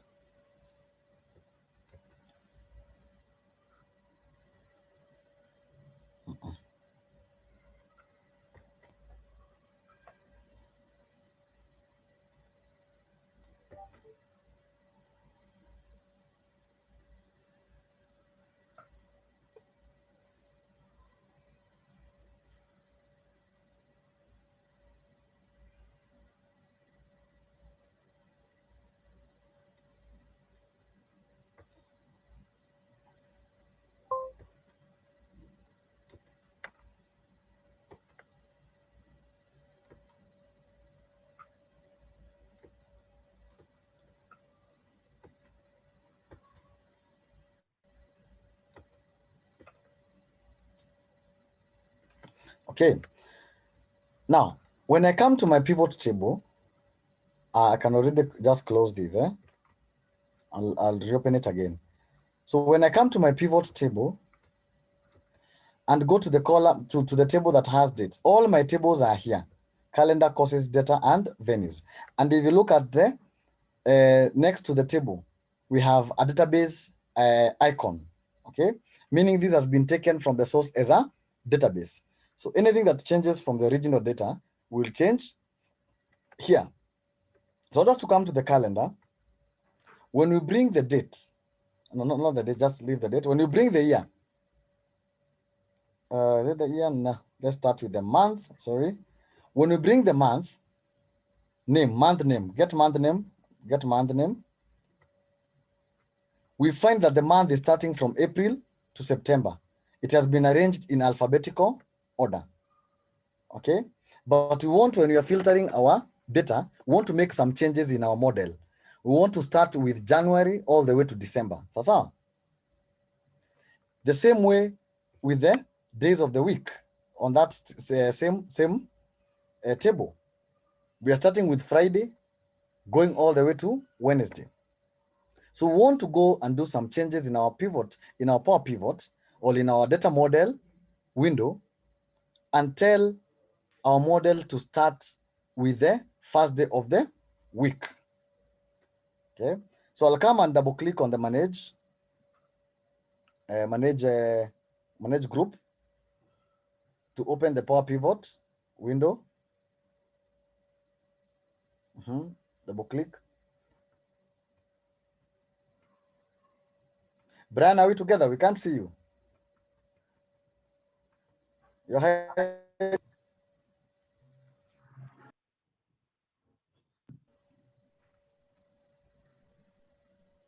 I am following. So open the, I know your machine, Mimi, right now you are on top. Yeah. It's working at the supersonic speeds. Okay, so we'll come to the calendar, right? Then we want to click on this month name. Click on the month name column. Now here you realize that we're not dealing with specific cells. We are dealing with an entire column. So the changes that we are making the changes in an entire column, okay? An entire column. That's fine. Just a minute, Hey, Nico class.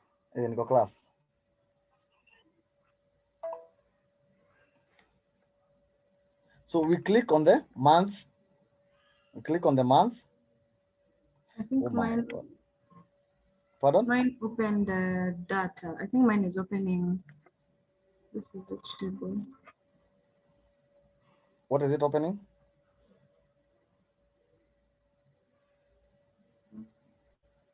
Date. Okay, the headings. I have date, course, venue, attendees, then add column. Now come and check here. We are on the calendar table. Okay.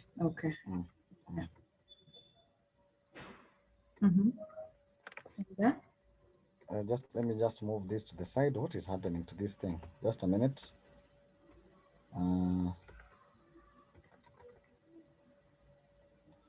Click on the column that has the month.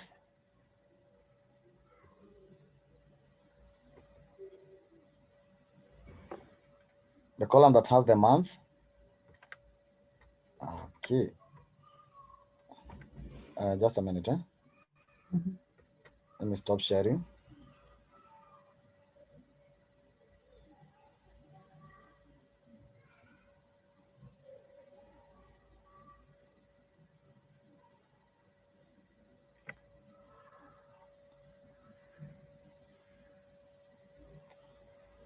Oh my.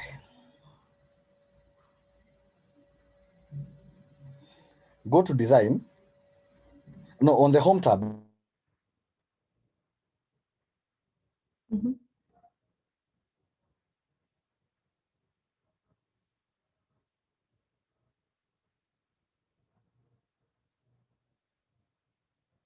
Hello?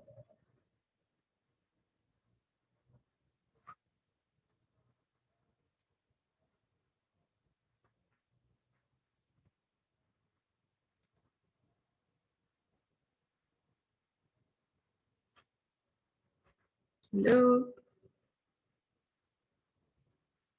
Did he disappear? Or maybe he hung?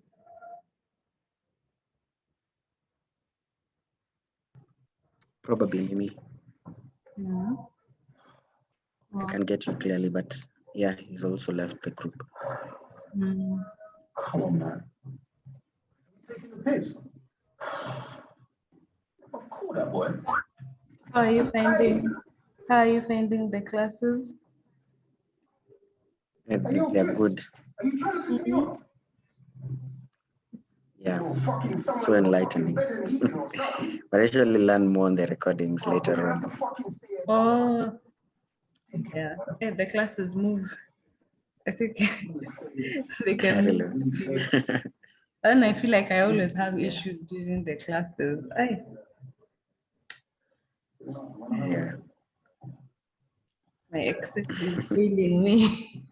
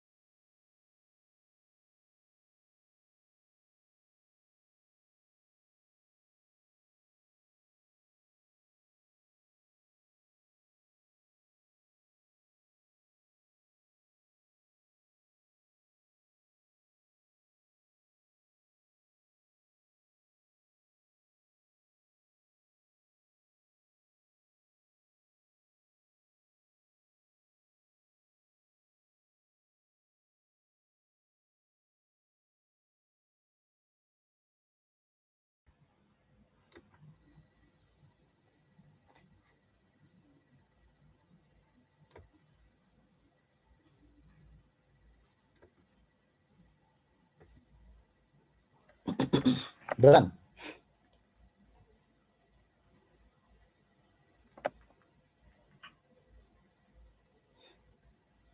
Yes, Mimi. You can hear me?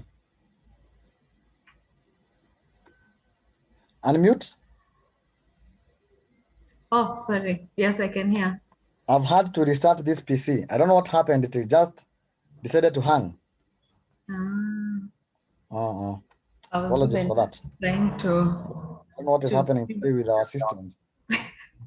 Huh? Yeah. All right. Let me just open the Excel workbook.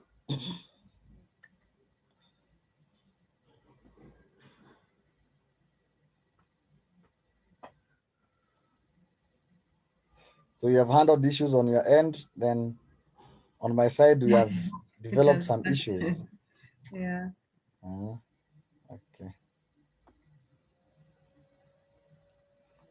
Now, we already have a data model here. Okay.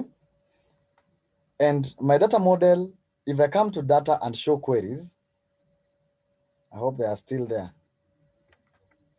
Let me see if my queries are still there or they have disappeared. I would hate to repeat this again, but now, if it calls for that, you'll have to. So what we want to do, we want to tell our data model to order the months, not in alphabetical order, but in the order that they follow. All right. Let me do this quickly.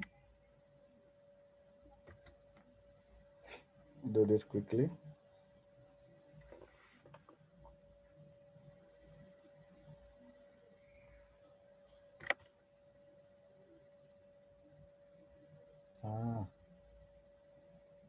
Okay, on drive, command, training, request.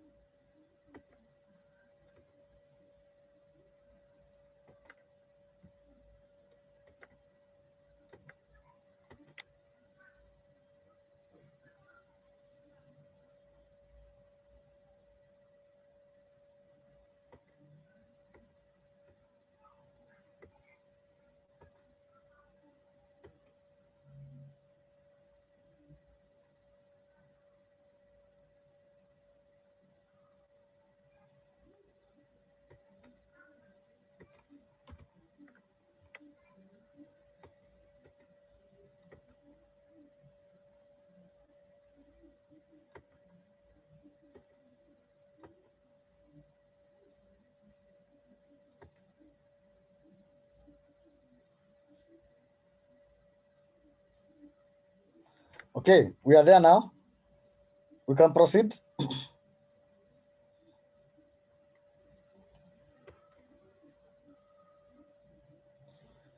Okay, so we come to Power Pivot and manage. Okay.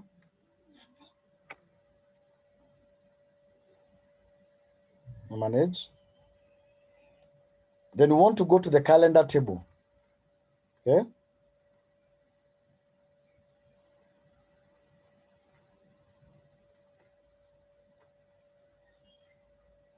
The calendar. Then we want to come and filter. Okay. So we click on the month name. Then we come to Home tab, sort by column. Click on sort by. We are sorting the column called month name, and we want to sort this column by the month. Okay. So it will sort by the month. Month 1, month 2, up to month 12. Then click OK.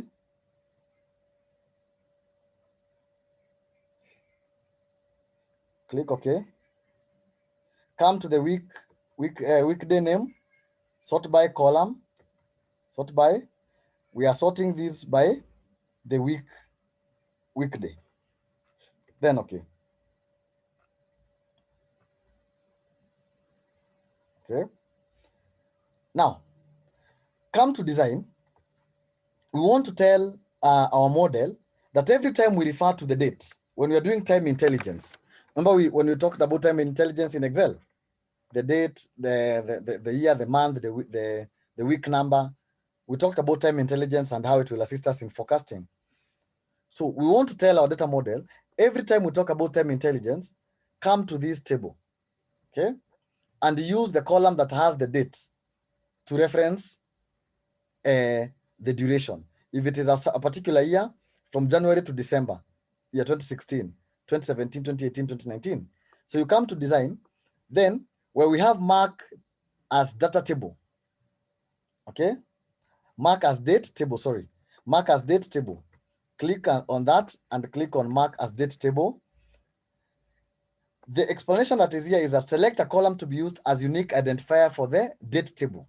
The selected column must be of the date data type, and must contain unique values only. Okay, so the column that we are going to use here, it has been picked automatically.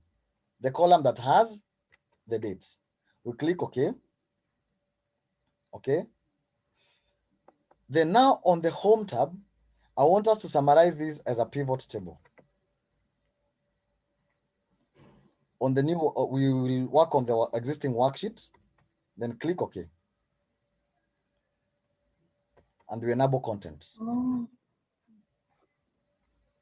Had another. So pivot table.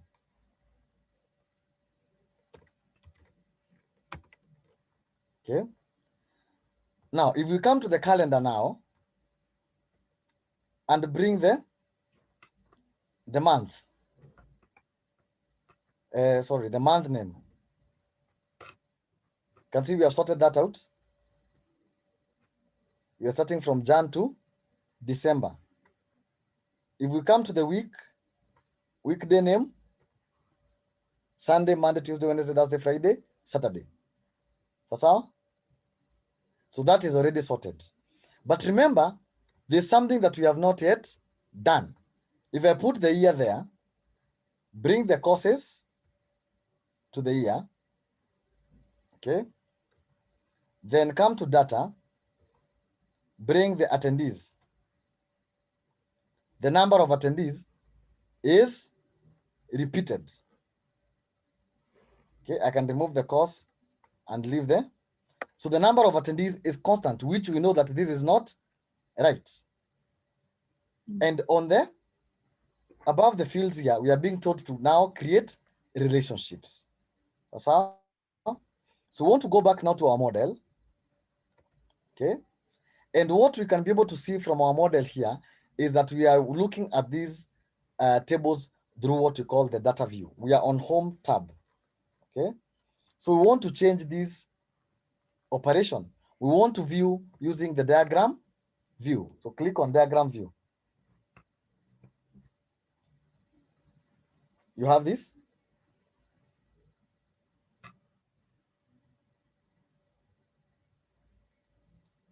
change this to diagram view. Do you have this? Mimi? Yeah, it was still loading. Okay. So this is our main table, the data table. We rearrange how we are. We just rearrange this. So we have our data. We have calendar here. We have venues. Okay. In order to bring this information or this information to the main data, this table will grow exponentially because we are going to do lookups in the normal Excel. Okay. And our lookups are the ones now that are going to bring this data here. Instead of doing that, we want to create relationships. And the relationship that we are going to create is many to one. Okay. So we'll come to where we have date on our data. It's normally good to start from the many going to the one. So we are starting from the date, connecting it to the date on the calendar, just dragging it there. Okay. We have course here and course here. We drag the course there. And we have venue here and venue on this table. When I highlight on every relationship, I can see the columns that are connected. If I click on this, I'll see this is course and course. When I click on this, I'll also see this is course and course. Okay. These are our lookup table. This is our main table. Okay.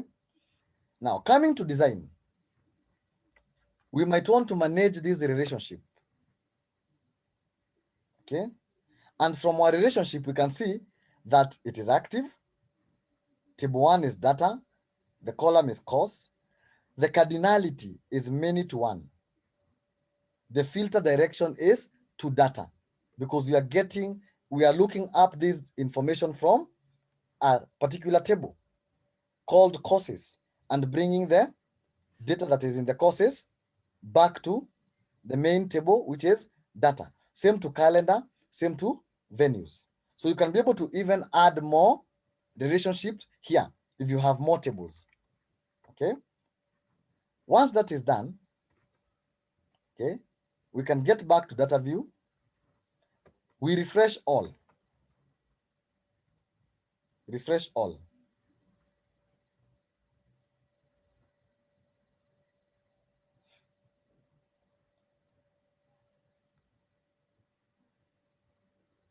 Refresh. We can see we have already refreshed 4 tables and it has been a success. We close the refresh. Okay. And we close also. Let's close this. But we are left now with our Excel here. Now, if we try now to get the courses, okay, we get the courses. And we come now to this table that has data and get the attendees. See what happens. Same with getting the year. Okay. Coming to the calendar and getting the year. We can be able to see the number of attendees that we got in each of these years. Okay. Meaning now we have done a complete connection. Hapo sawa sawa?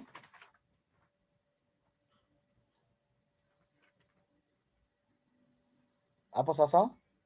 Yeah. Now, I want to do an introduction to what we call measures. Measures are calculations that we give our we give to our data sets. And here we are going to calculate using what we call DAX. DAX, data analysis expressions. So data analysis expressions, as I mentioned when I was starting to explain about Power Pivot, okay, this is a powerful language that allows us to manipulate our data by performing powerful calculations. Some of the functions you'll be aware or they'll be quite common to you. The advantage of having these measures is that a measure can be repeated on several pivot tables. Okay. For example, now the summation of number of attendees per year. Okay, we can be able to replicate this on several tables or several pivot tables. Okay, another thing, once, and we write it just once. We can also create a measure referring to another measure. All right. So on the power pivot, we want to create our first measure. Come and click on measure and click new measure. New measure. Oh, You can put your cursor on the pivot table here. Come to measure, new measure.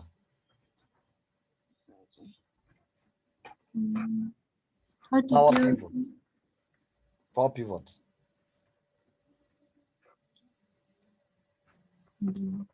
I'm not able to exit the page for relationships. I don't know whether it hung. You change from diagram view to data view.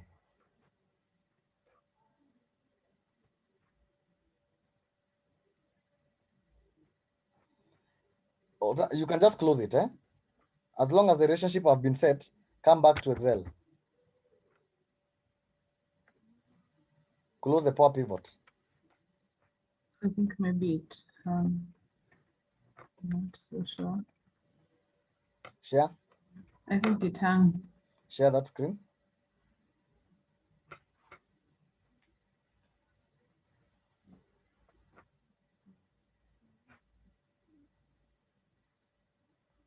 Now come to Home tab, click on data view.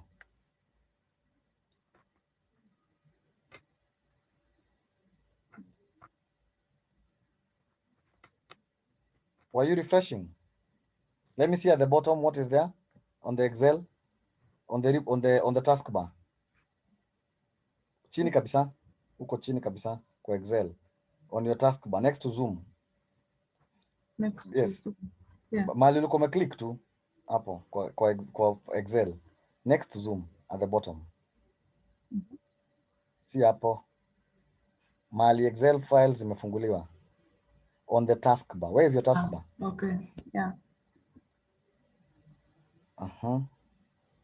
Okay, just come and close this.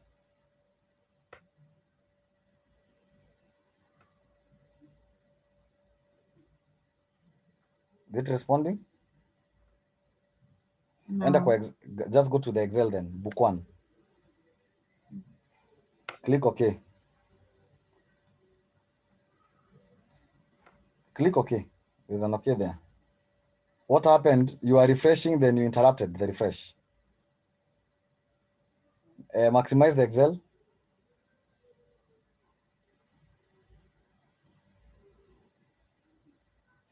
Select go to calendar. Select the year. Take it to the row. Go to data at the bottom. Bring the attendees to the values. That's fine. Sorted. Go to the measures now. Let me share.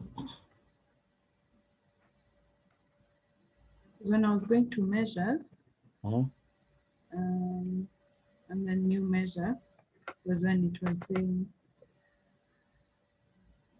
Okay, click OK. Your Power Pivot is still refreshing. Let's go to the Power Pivot window.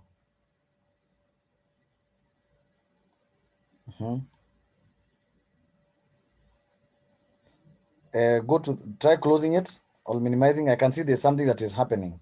There's an action that is happening. Close.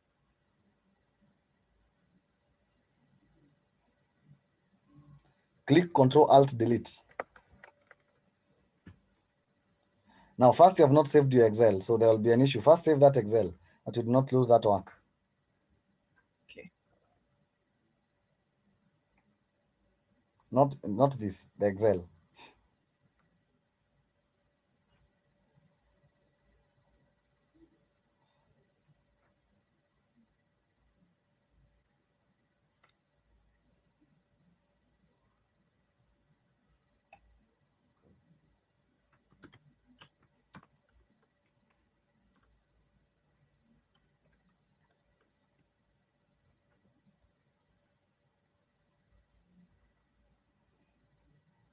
Control Alt Delete.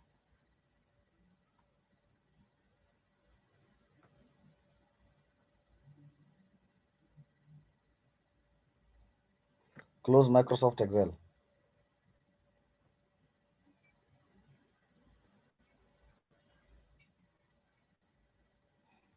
Now open it again.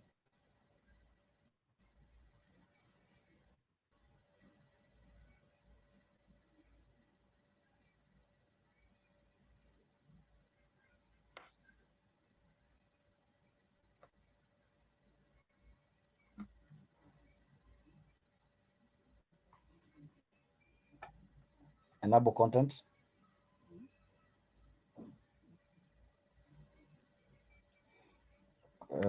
You can close this recovery section. Okay. Good. Let me share my screen now.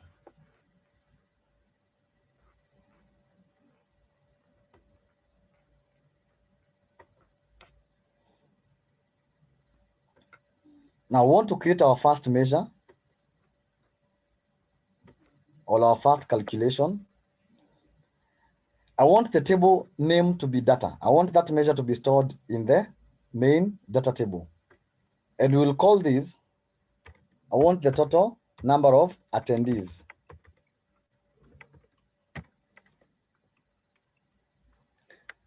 I'll leave the description. I'll come to the formula and type sum. Sum.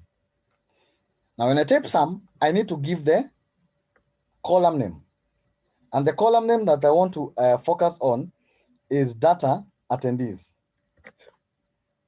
Okay. Now you can be able to relate this with the table function that I taught you earlier, whereby you open the angle brackets. No. So this one, the angle bracket are already set. You close the brackets. Okay. You change this to number, and this will be a whole number because we are talking of people here. Whole number, and we want to use the 1000 separator. We check the formula, and we do not have any error with our formula. We click OK. So we have created a measure, okay, that has total attendees. Okay. We have a measure that has total attendees. Now, we want to create another measure. We are going to create 5 measures. We want to create another measure. Have you created that one, Mimi? Yeah. I think I had data on my pivot table. Just check here. Come to data table and check if the measure is there here.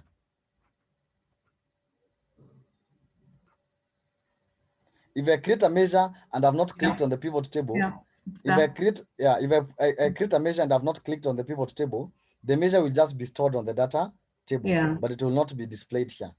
Okay, yeah, mine is there. Okay, then now we come and create another measure. This one we'll call it still on the data. We call this total courses. Total courses. Now for the total courses, we want to know the number of courses that were conducted. Okay. And for us to be able to get the number of, you see, these are DAX formulas, just an introduction to DAX. We have done the sum. The sum is also there in the normal Excel functions. Okay. So now we want to get the total courses. Here we are going to use a different function, a different DAX expression. It is a count, but the count that we are going to use, you are familiar with count A and count blanks, but I want us to use count rows. Okay, count rows. The syntax that we are expected to give here is table, and I want to count the rows in the data table and close the brackets. This again will be a number, a whole number. I'll use the 1000 separator. Okay, I want to check my formula before I proceed, and my formula does not have any error. Okay.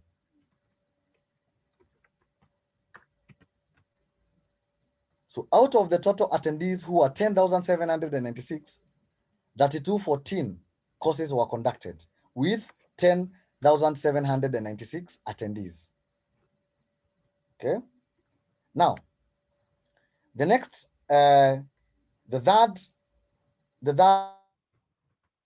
DAX measure that I want to use DAX on, I'll come again and click on new measure.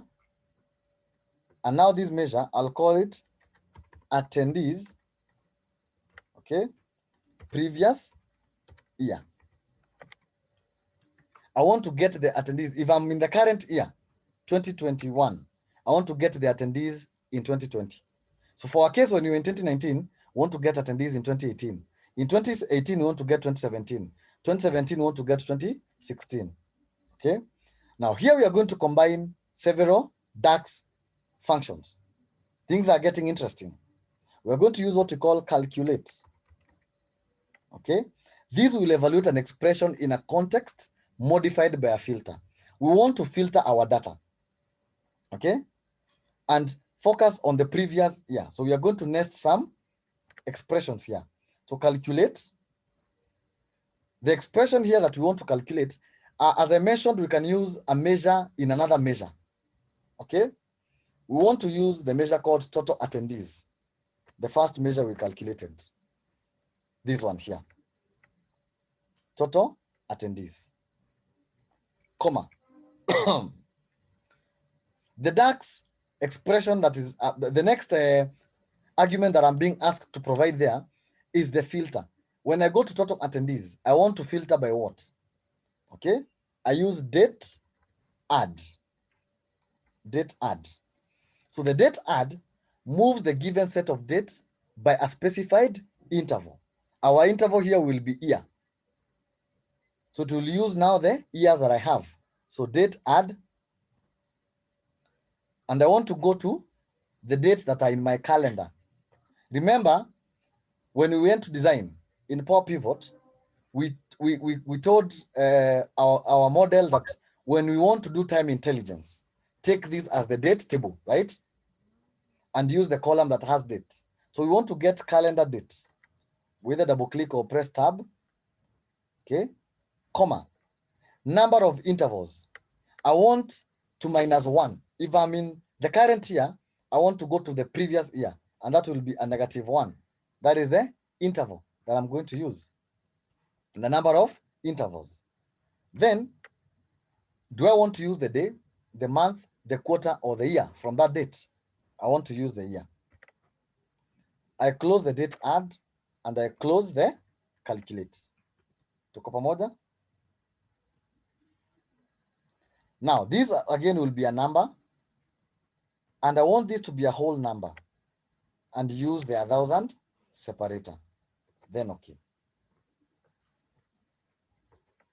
Now, to test this, we can remove these total attendees and the total courses. Okay. We come to calendar, bring the year to the rows. Okay. I want to filter out this blank that I keep getting. Okay. Then we come to the data table, attendees the previous year. First we'll get, first we'll get the, let me show you. First we'll get the total attendees, then attendees previous year. Total attendees, then attendees previous year. If you look at 2016, we had 2906. That was our base year. Okay. When we get to 2017, we are referring to this figure. When we get to 2018, we are referring to the number that is on 2017. In 2019, we are getting the number that is on 2018. Tuko sawa? So we can now prove that our measure is working. And this measure, we referred to this other measure to compute it. No? Brian, are we together?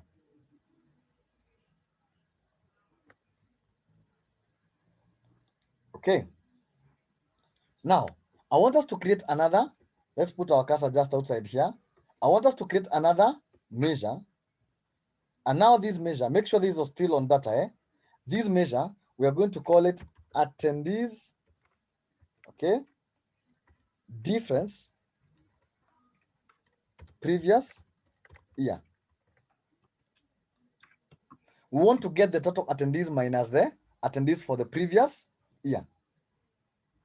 Okay, so now in the current year that we have, we are taking the total attendees minus the current, minus the previous year. So the calculation here will be very simple. Total attendees minus attendees previous year. Where are my attendees previous year?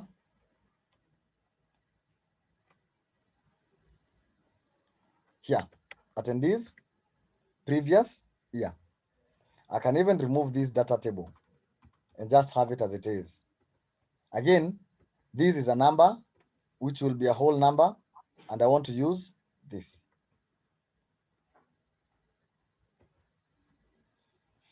So when you come to data, we have now attendees,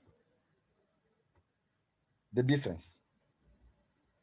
If I come and do a computation equals to this minus, sorry, equals to this minus, why put a minus? Minus this. Sorry, equals to this minus this. I'm getting 842, right? But look at now the complexity of this function. See this function? It is a function that we can compute in Excel, which is called equals to get pivot data. But now to compute this becomes quite hectic because we might get some confusions. Sorry, redo. Look at how it is. So we need to make some cells absolute. Okay, we need to do some concatenation. So this will be a long process to be able to get this figure. But now, with our model, we have been able to create a measure that calculates this. So the last measure that I'm going to create, new measure, is now we want to get the percentage difference. So this will be attendees percentage difference per year. Attendees percentage difference per year. Now here, I want to do what you call division.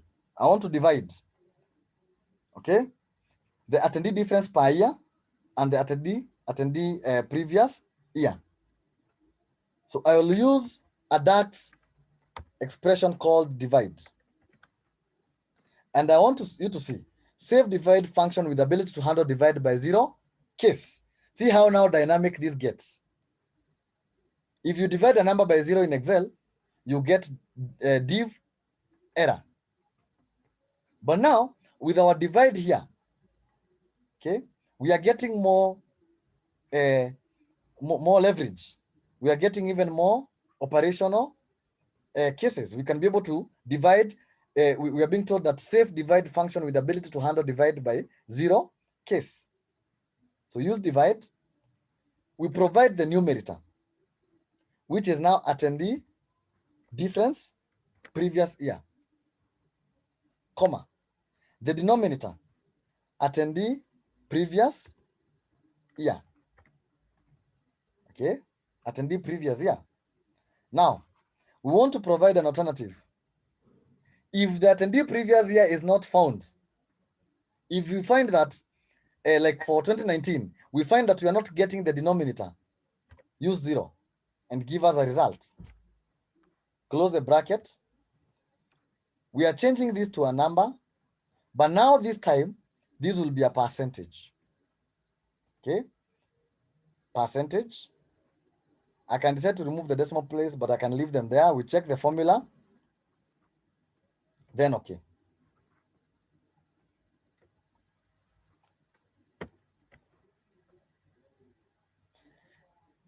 Now, if I happen to want to change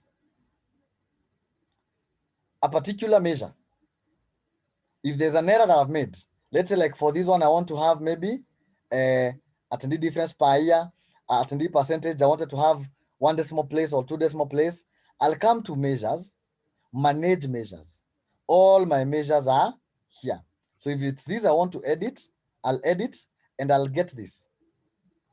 Sasa, I'll leave it as still 2 decimal points. Okay. Then we can close this. Right? Now, I want us to create around 3, now to use now the measures to create 3 reports as we wrap up. Let's undo these reports that are here. We remove everything.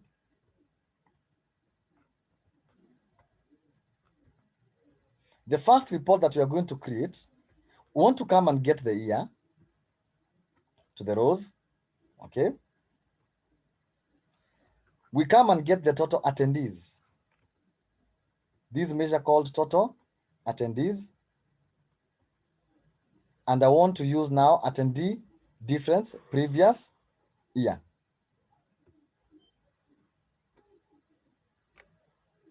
Okay. Attendees difference previous year. Now, on this pivot table, come to design. Come to analyze, change the name here. Call this attendees by year. Enter. Attendees by year.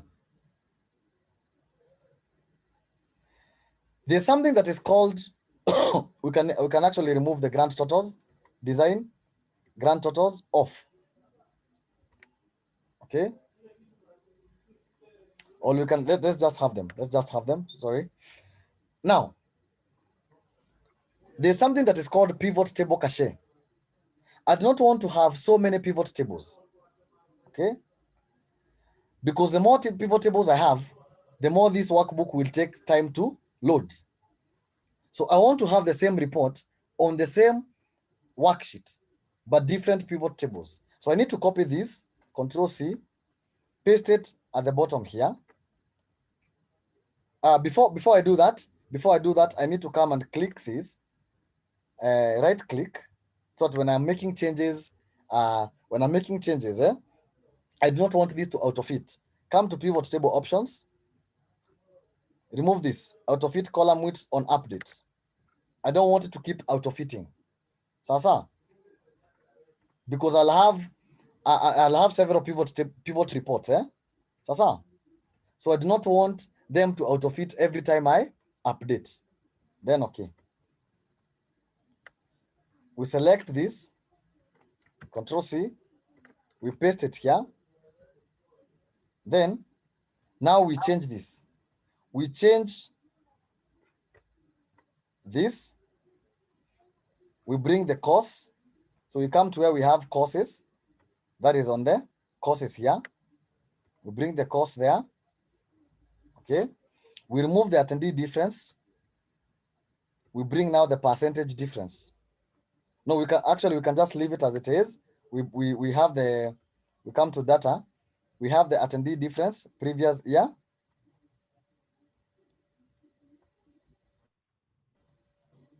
Hapa. Let me see, attendee difference previous year. That's not right. Let me see. Just wait.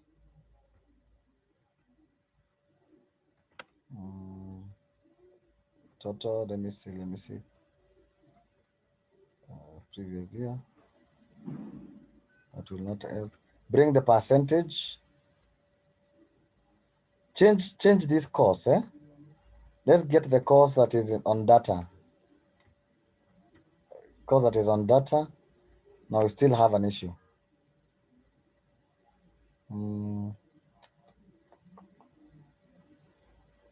Just wait.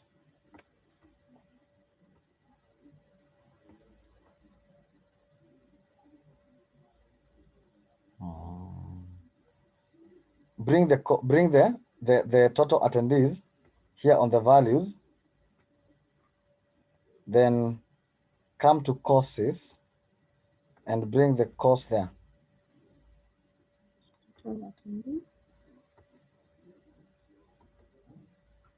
The courses and the total attendees.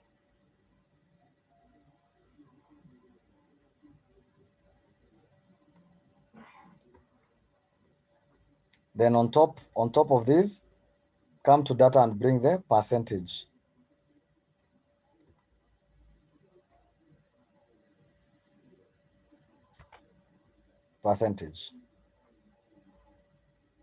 Now, I want us to put a slicer. Come to analyze. Insert a slicer. And I want us to bring a slicer for the venue.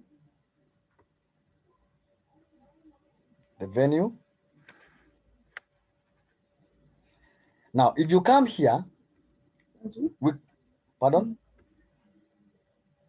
I'm still trying to make the pivot, the second one. Yes, just then total attendees. Because I don't know why for the second table.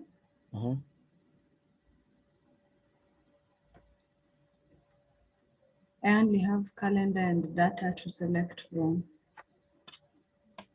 You only have calendar. Go to all tables. Okay. That should be okay. Yeah, that's fine. That's fine? Yeah. Okay. So where did you go next? Sorry. I've just brought once I'm done with that, I've come to analyze, then insert a slicer. I want to insert a slicer for the venue, and I cannot see the venue table here. So I'll come to all, and I can be able now to see the venue. So I'll use the venue as a slicer. Now this slicer, if I use it, okay, if I use the slicer, it will be slicing only this table. So I need to right click. On the slicer and report connection, connect it to the second pivot. So now I'm able to slice all. You can see now they're all changing. Okay. They're all changing. And I can have another slicer as well for the year. Okay. Now, the slicer for the year, I'll only have it for this. Insert timeline. The slicer for year. I'll only use that slicer for this specific report. Okay. So now I can get 2016, 2017, 2018, 2019. What's that?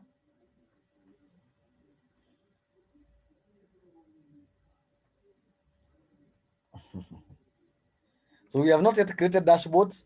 We are just dealing with the data model. Sawa?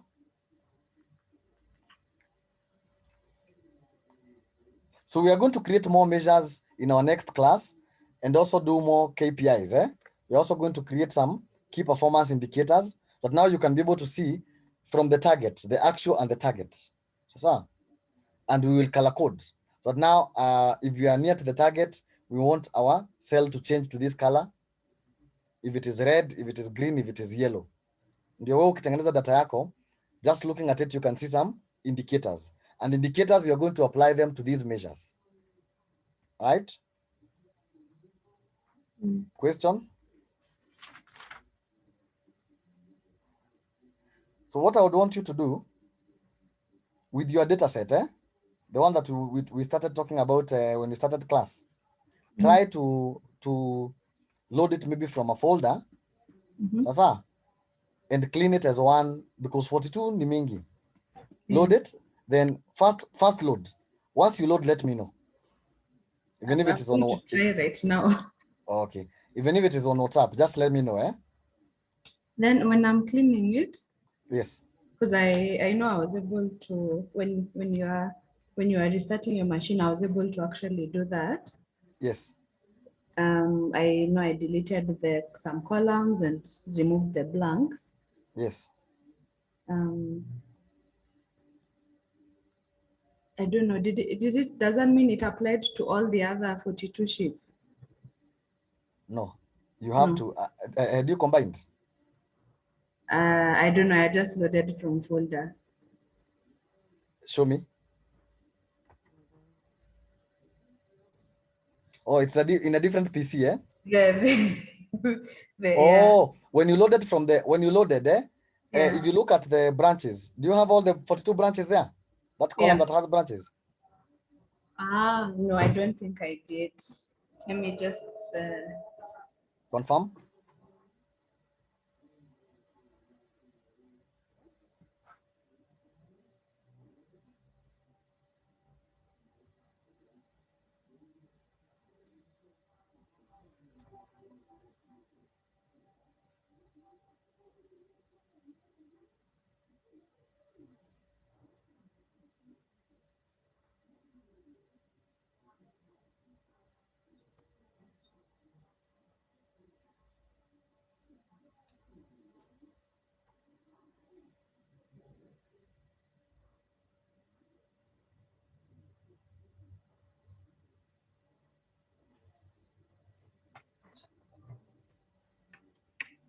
Pardon?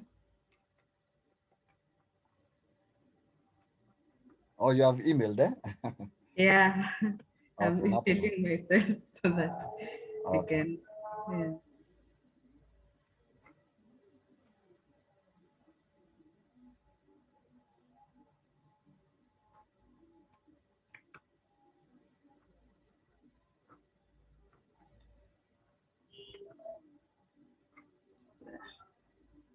I'll just close what we've done.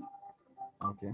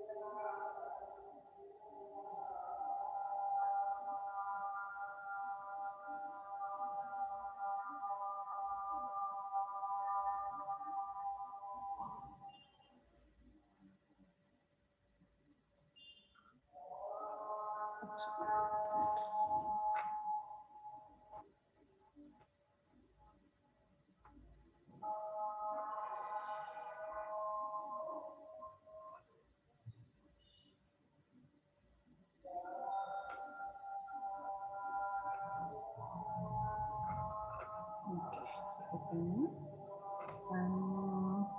So in the first one, I don't know. Should I share my screen? Yes.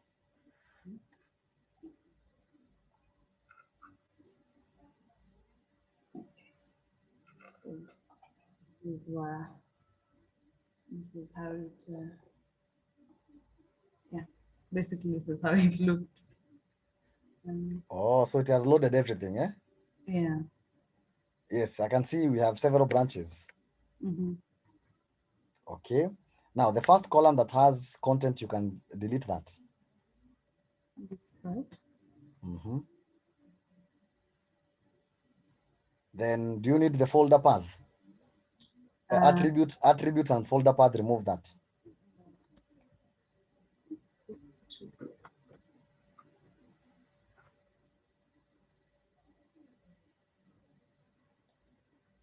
Remove the extension.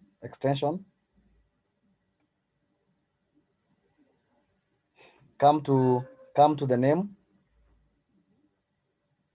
Click on the column that has the name. Split column. Right click. Split column by delimiter.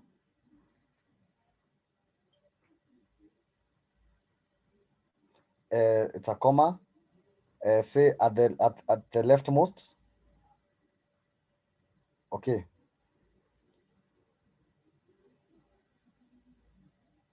Is it, what is it? No, not a comma. Sorry. Remove that step. Split column. I can remove this one. Yeah. Split column.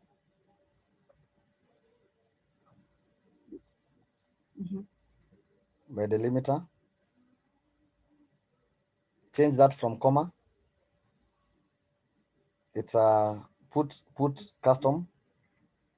Okay. Up or full stop.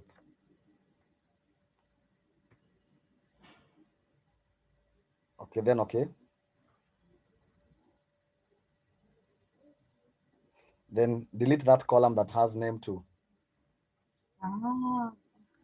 Okay. Remove. Rename the name to remove the one from the name. Double click. I call this branch. Branch, yeah.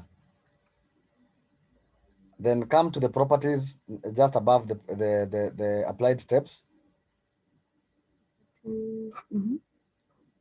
Change that from query 1 to, what do you call that data? Okay. Then now, I want to see the data type. Come to branch, then go to transform. Okay, go to data accessed. Hapa chini tu. Change the columns. Just change the columns. Click data accessed. Date modified. Date created. I don't need these ones. Oh, you don't need those two, eh? No. You can remove them then.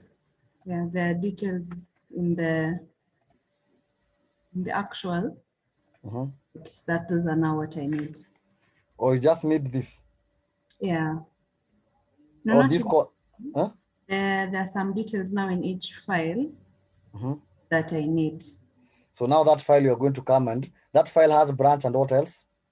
It has calls, the number of, it has basically it has all the entries of the calls. But it also has the branch. Yes, it has the branch also. So once you bring it here, you'll just merge it. You'll just merge it here. You know the way we talked about merging the query, eh? You remember merging the query? Yeah. Okay, for now, close and load this. Close, no. Oh, no. But it's fine. It will still bring it here. Okay. So now when you bring the other one, eh, you'll merge it to this one. So the branch, then you filter. So do I still export them as a folder, from folder? You can bring it as a folder, or you can bring, if it is one, is it one, or there are several? They're all of these, there are 42. Or you just bring them and as a folder. I prefer as a folder, so that next report, you also you just go to that folder and copy the new data set there, and you refresh the query. So it would be, for example, now new query. Then I go to, okay, let's see. From file, then folder.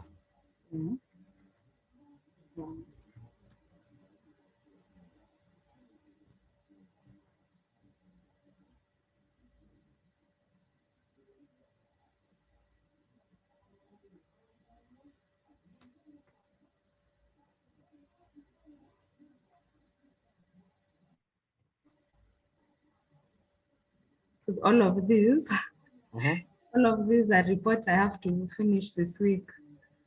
Okay. Okay. Then okay.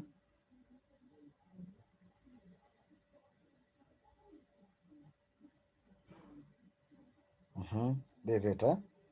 Yeah. Click on the content up there. Just click on that content.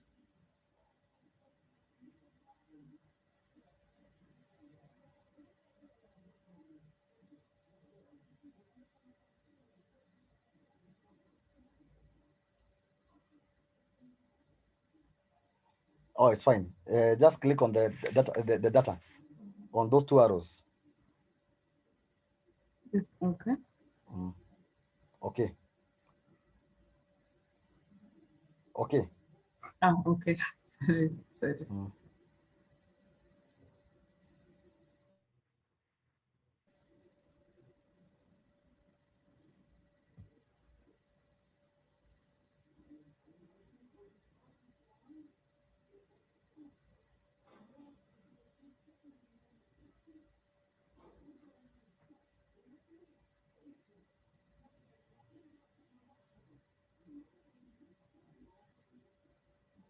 Yeah.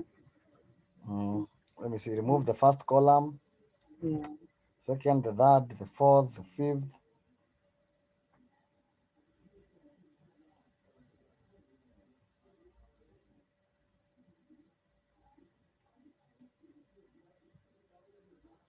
And then now just the blanks.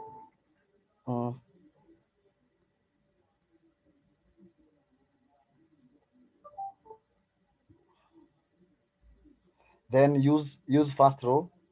Use first row as. Go to use first row on just on the right. Use first row as. The right. Yes. On where we have the transform group. Use first row as header. Yes.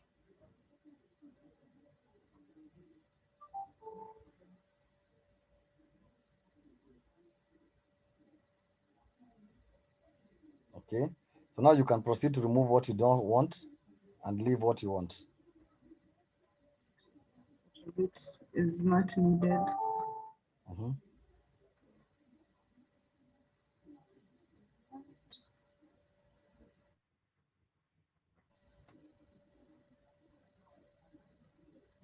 Remove column 12 and 13.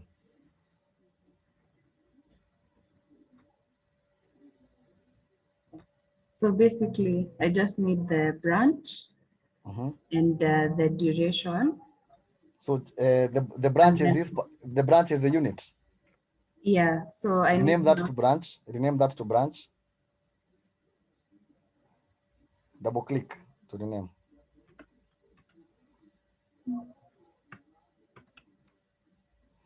Now come to expand the queries on the left.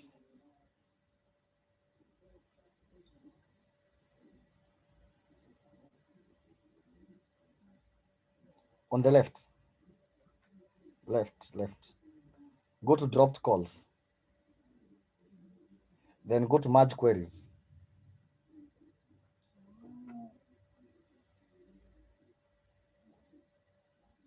Select the second table here, query 1. Branch and branch.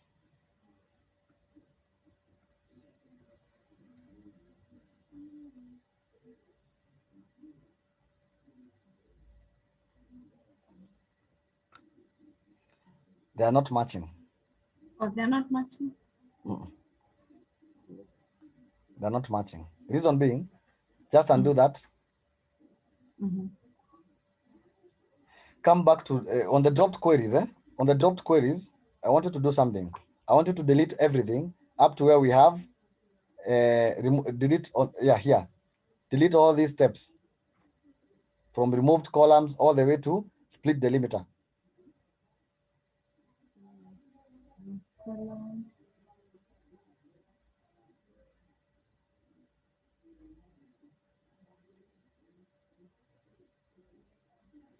Remove columns, remove hizi zingine zote, all these other steps.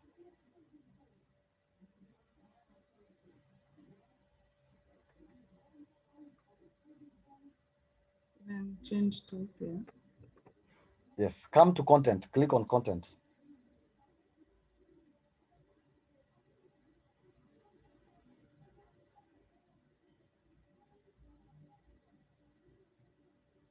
Click on data table. Okay. We had not expanded that. That was not expanded. That's why we are getting that error. Now proceed to delete these unwanted columns.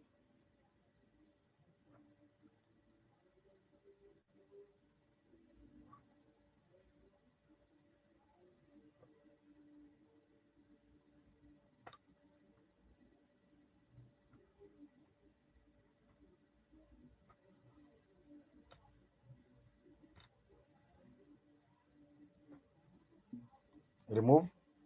Ideally, okay. I don't even need anything else, really. Just the branch, but not okay. It's-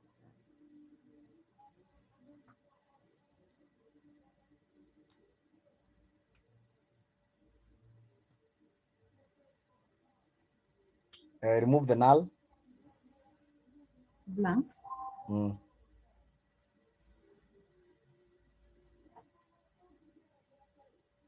Use first row as headers.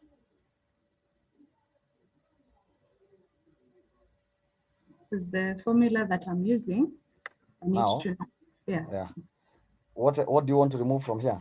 You want to remain with the unit only? So ideally, I need to get how many, the total number of calls.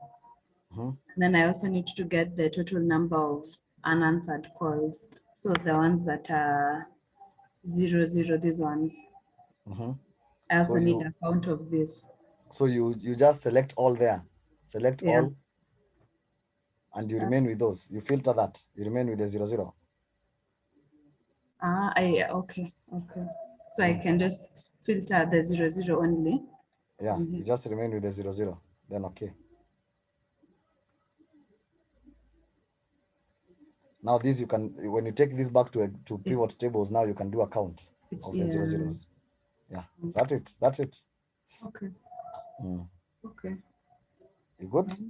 Yeah, I think so. All right. Close and load too, or close and load is fine. Table. Mm. Do I have to do with the data model? Yes, then load.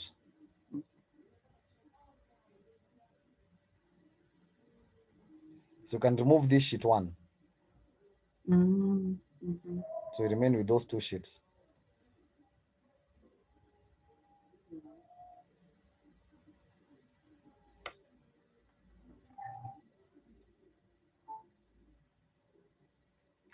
Good.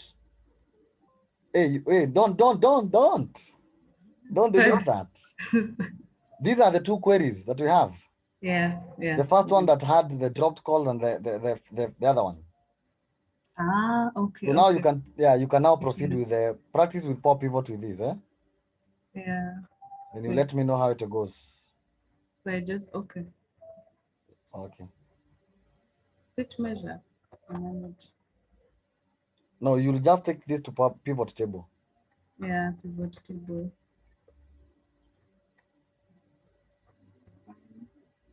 Okay.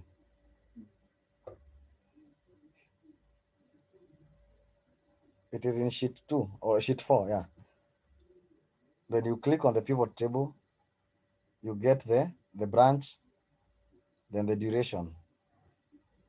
Not count of branch, duration. Or it's actually, it will give you the same number. It will still, yeah, count of duration. Then come and remove blanks on the row label. Just filter out the branch. Just no filter. There's a filter there.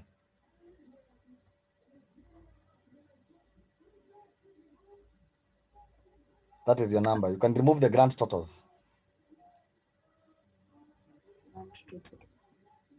No, design. Design, okay. But then now, if I wanted Grant totals on the layout. the layout. Grant totals. It is the This next one? thing there. Okay, off. So now if this is only Parklands, how can it show me for all the other 42? Now, when you are merging, okay, you see you just picked Feb, that was just one folder. You need to pick a folder that has all those for all the branches. If it is Feb for all the branches, Yeah, 42. it did. It had for all of them. It did for all the branches. Yeah. Just go to that folder. I see what is there. Where is it?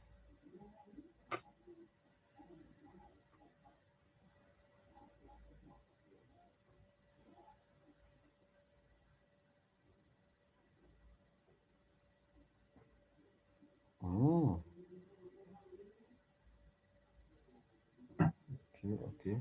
So it picked only for.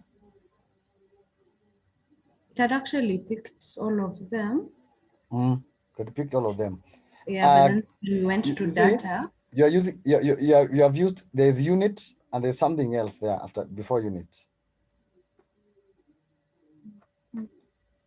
Just load it as it was, load it as it was. Don't click on those two arrows, load it as it was. When you load it, when you load it,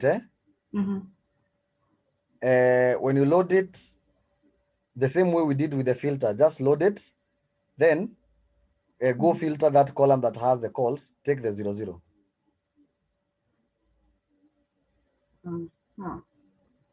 Just go back to that query, the first one. Yeah. Click on the first one. The first query, not this one. You go to the left. Expand the query. This No, one? even when you're there, yeah. When you're on the editor, both queries will be loaded. Double click.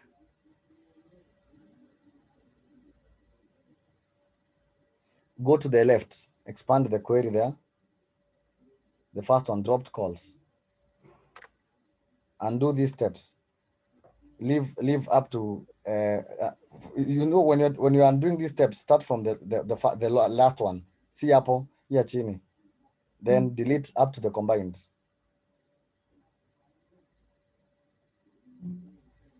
You have to delete each.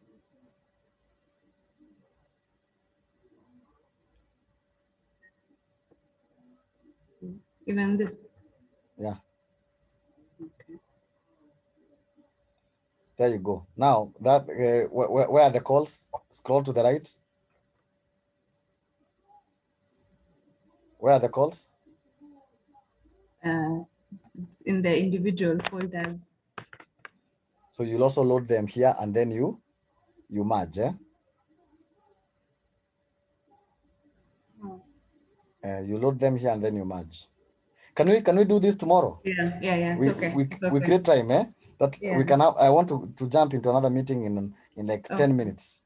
All right. What you do, let me know when you're available. We can have some time. We do this. Okay. Yeah, maybe over in the evening. In the afternoon, maybe. Afternoon, yeah. Afternoon, I'll be somewhere from 2. Let's say from 5. Okay. Yeah, just drop me a WhatsApp and let me know. All right. Sawa, eh? Okay. Thank you. Okay. Thank you. Have a good evening. Thank you. You too. Okay.